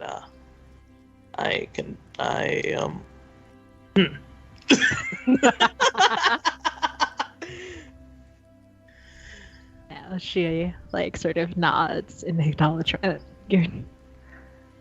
You're right, but I'm glad that we've gotten closer on this trip.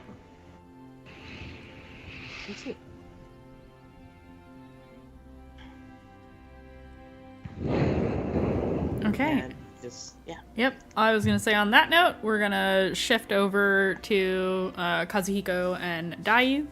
Dayu, you hear, this is simultaneous to what just happened. You hear,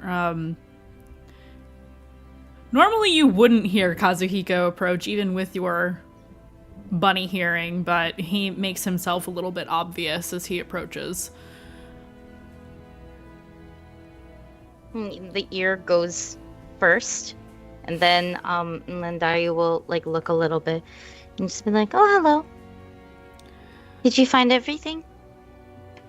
Everything, plus squirrel for breakfast, because he was eating one of our rations.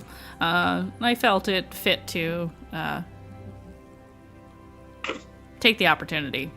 Mm-hmm. That is neither here nor there. Something is off. What happened while we were gone? Are you okay? She thinks a little bit and then goes, I don't think we have. Do you think we have time to talk about this right now? If you do not wish to speak about it right now, we don't have to. It's up to you. He kind of glances over his shoulder towards where Sin at present time is walking over to Rev, and kind of, you know, spares a glance over in that direction, and then looks at you again. It's probably what you think it is.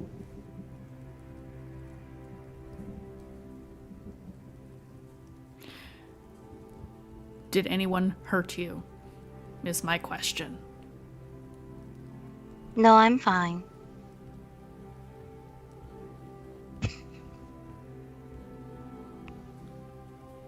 I presume you mean physically, because clearly you are not fine. I am fine enough. Physically, yes, a little winded from yesterday, but that was yesterday.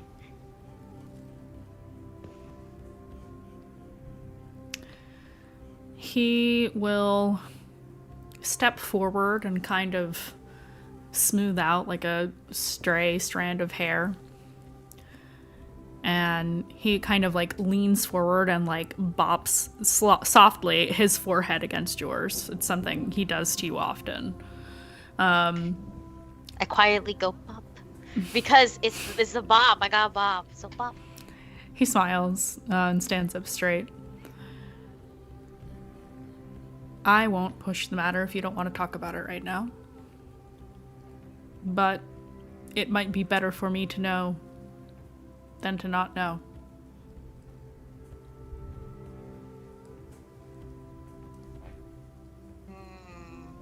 That thinks again a little bit.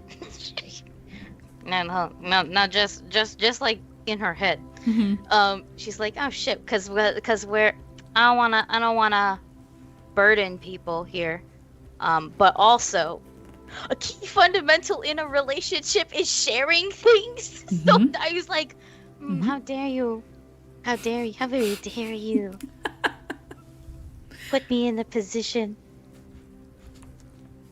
where I have to contemplate things. Well, This is all you saying that in your head? Or do you say how dare you to his face? I say how dare you to his face. Okay. How very dare you. He raises a brow. Making me contemplate things. All you have to do is say no if you don't want to talk about it.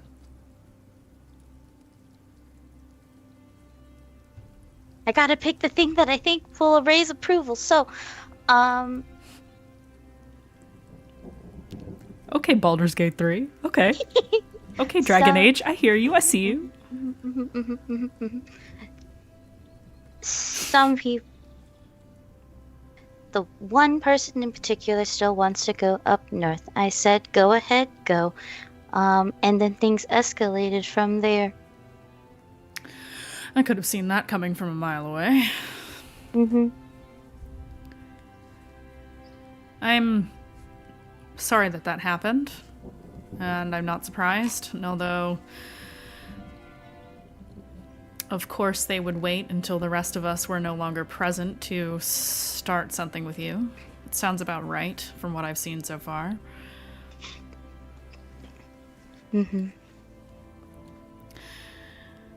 Well, if they choose to go off on their own, it is not our problem. But if they stay, then they can stay.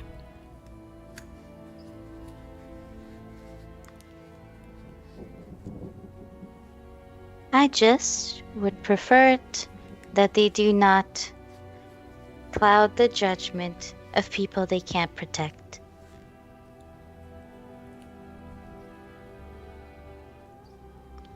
But that's life. Yes, I do think there is a bit of an issue there. Trying to confuse and influence others in a space where it is not appropriate to do so. If a subject needs to be brought up that might change the course of what everyone is doing, then perhaps everyone should be present for that conversation. I think there is something to be said for a need for honesty from this particular individual of whom you speak. I don't want to gang up on her, though.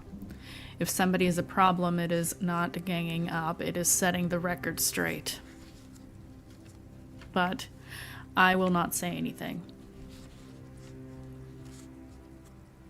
But if they touch a single hair on your head in a way you do not want, there will be a problem.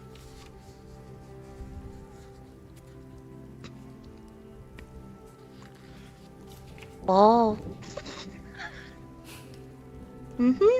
As long as it does not escalate to violence, I see no reason to cut them out. If they want to leave, they can leave. If they stay, then I will continue to guide you all as I have been.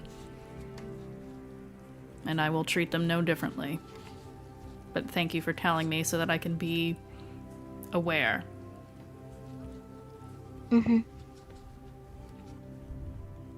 You're welcome? He smiles. We should go. I can hear the same loop track of thunder rumbling off in the distance. I don't even know what a loop track is. I don't even know what a loop track is. What is that? I just know it loops. Oh, did you see that? I did. Sorry, the like the lightning thing that happened on screen. I was like, oh. I'm like, boop. Let me turn that off real quick.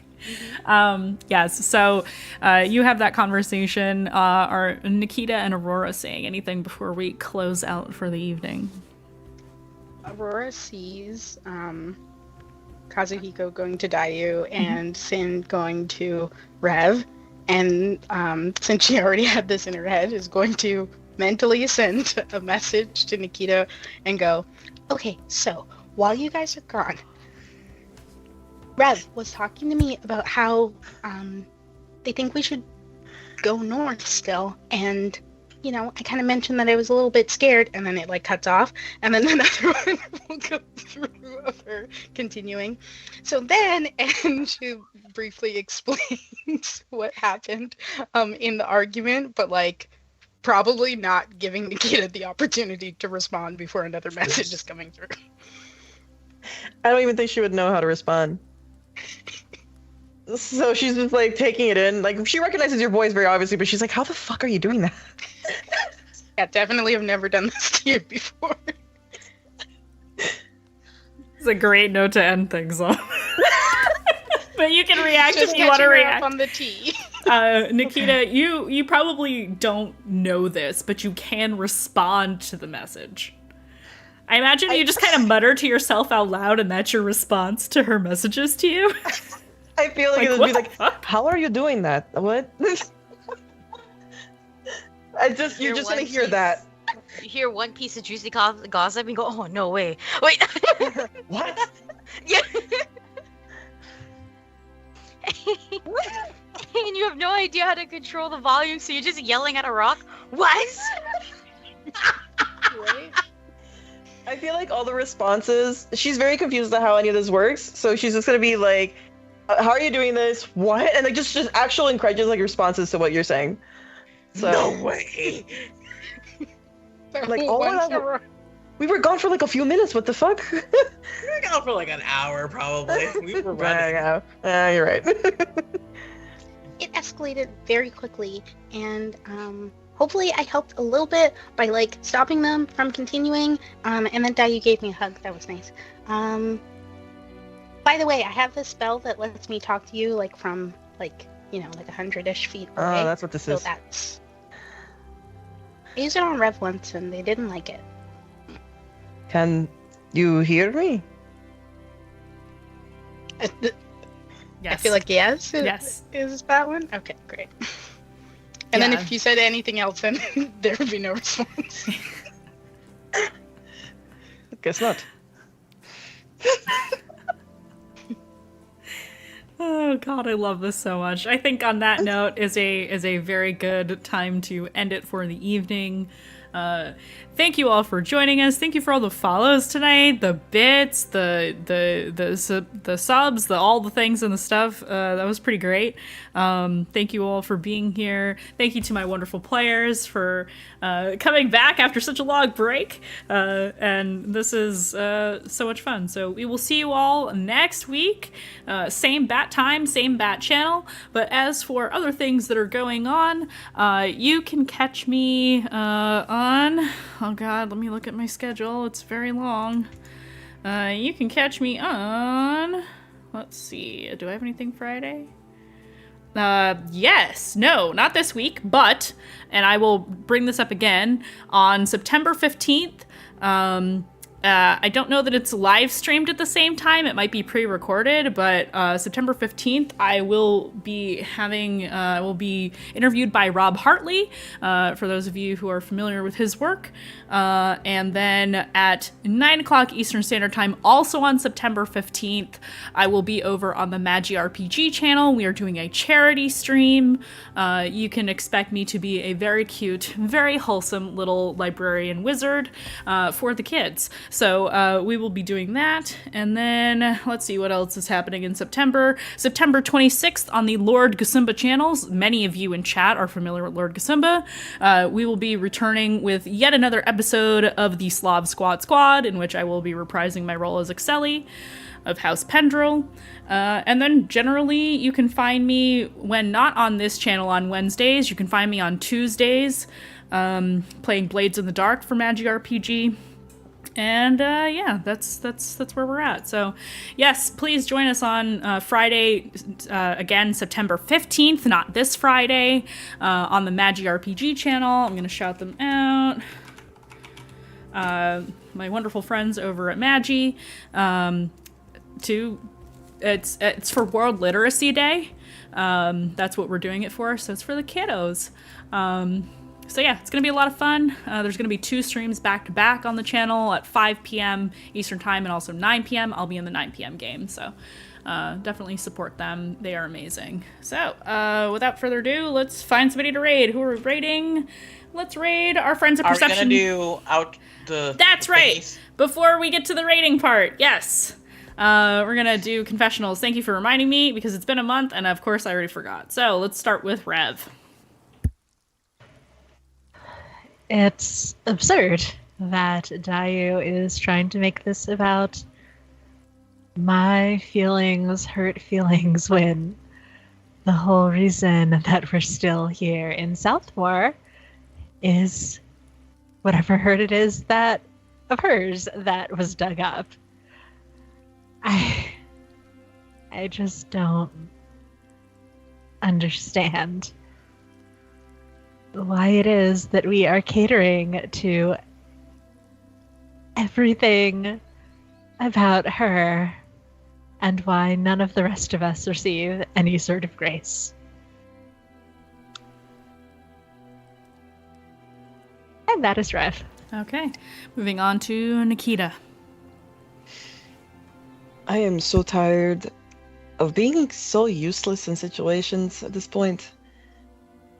But at the same time, what the fuck is this place? I mean, I know that Dayu was not kidding, you know, I believed her, but this is getting worse and worse by the night. Being around dead things, dead people is a whole other issue.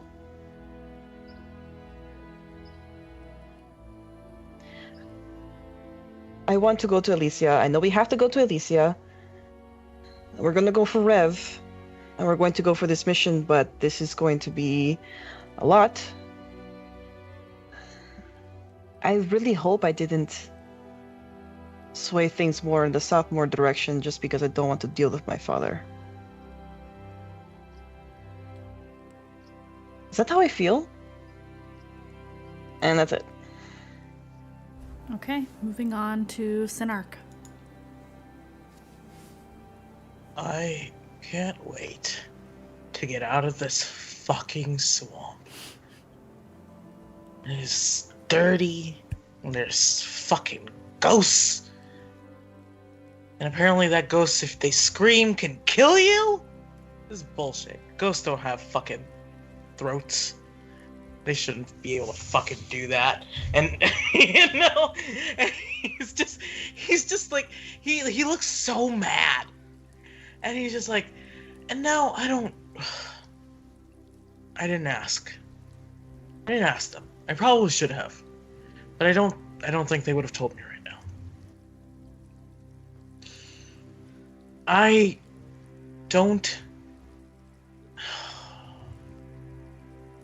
don't like secrets when it's something kept from me, which makes me a hypocrite. I didn't want to admit that to Nikita because I didn't want to say it. I don't want to say it out loud. Who likes being a hypocrite? No one. But I will be.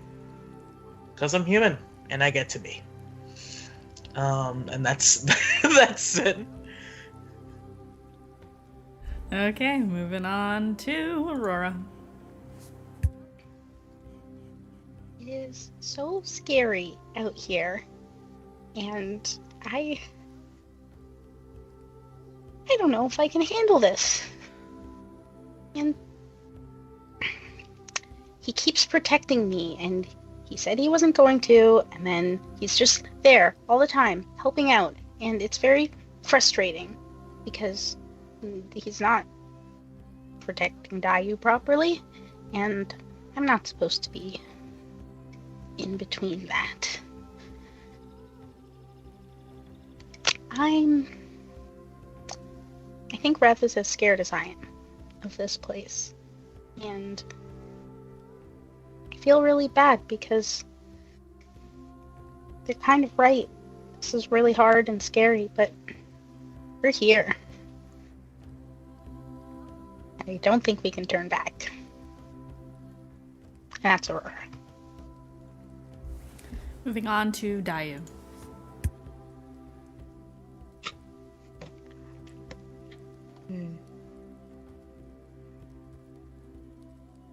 I'm feeling so many things. But that's fine. It just means I am unfortunately still alive. Well, knew this was gonna be hard. It's definitely gotten a lot easier now that I have at least someone. Why am I even surprised? It's just back to normal. Just only having Kazuhiko in my corner. Nothing's changed. I think if I start seeing it that way, I'll feel a lot better. Nothing's changed. I'm good. Alrighty. So, who are we gonna raid? Let's raid Mendari. It's been a while since we've raided her. Yeah. Let's do that, because I think Perception Studios is almost done anyway. So, we're gonna go raid our friend Mendari. If you like world building, chill vibes, shenanigans, chaos, then you will enjoy Mendari's streams. She does some pretty awesome stuff in her stream. So yeah, come check it out, and we're gonna go raid in 3, 2, 1, bye! See ya!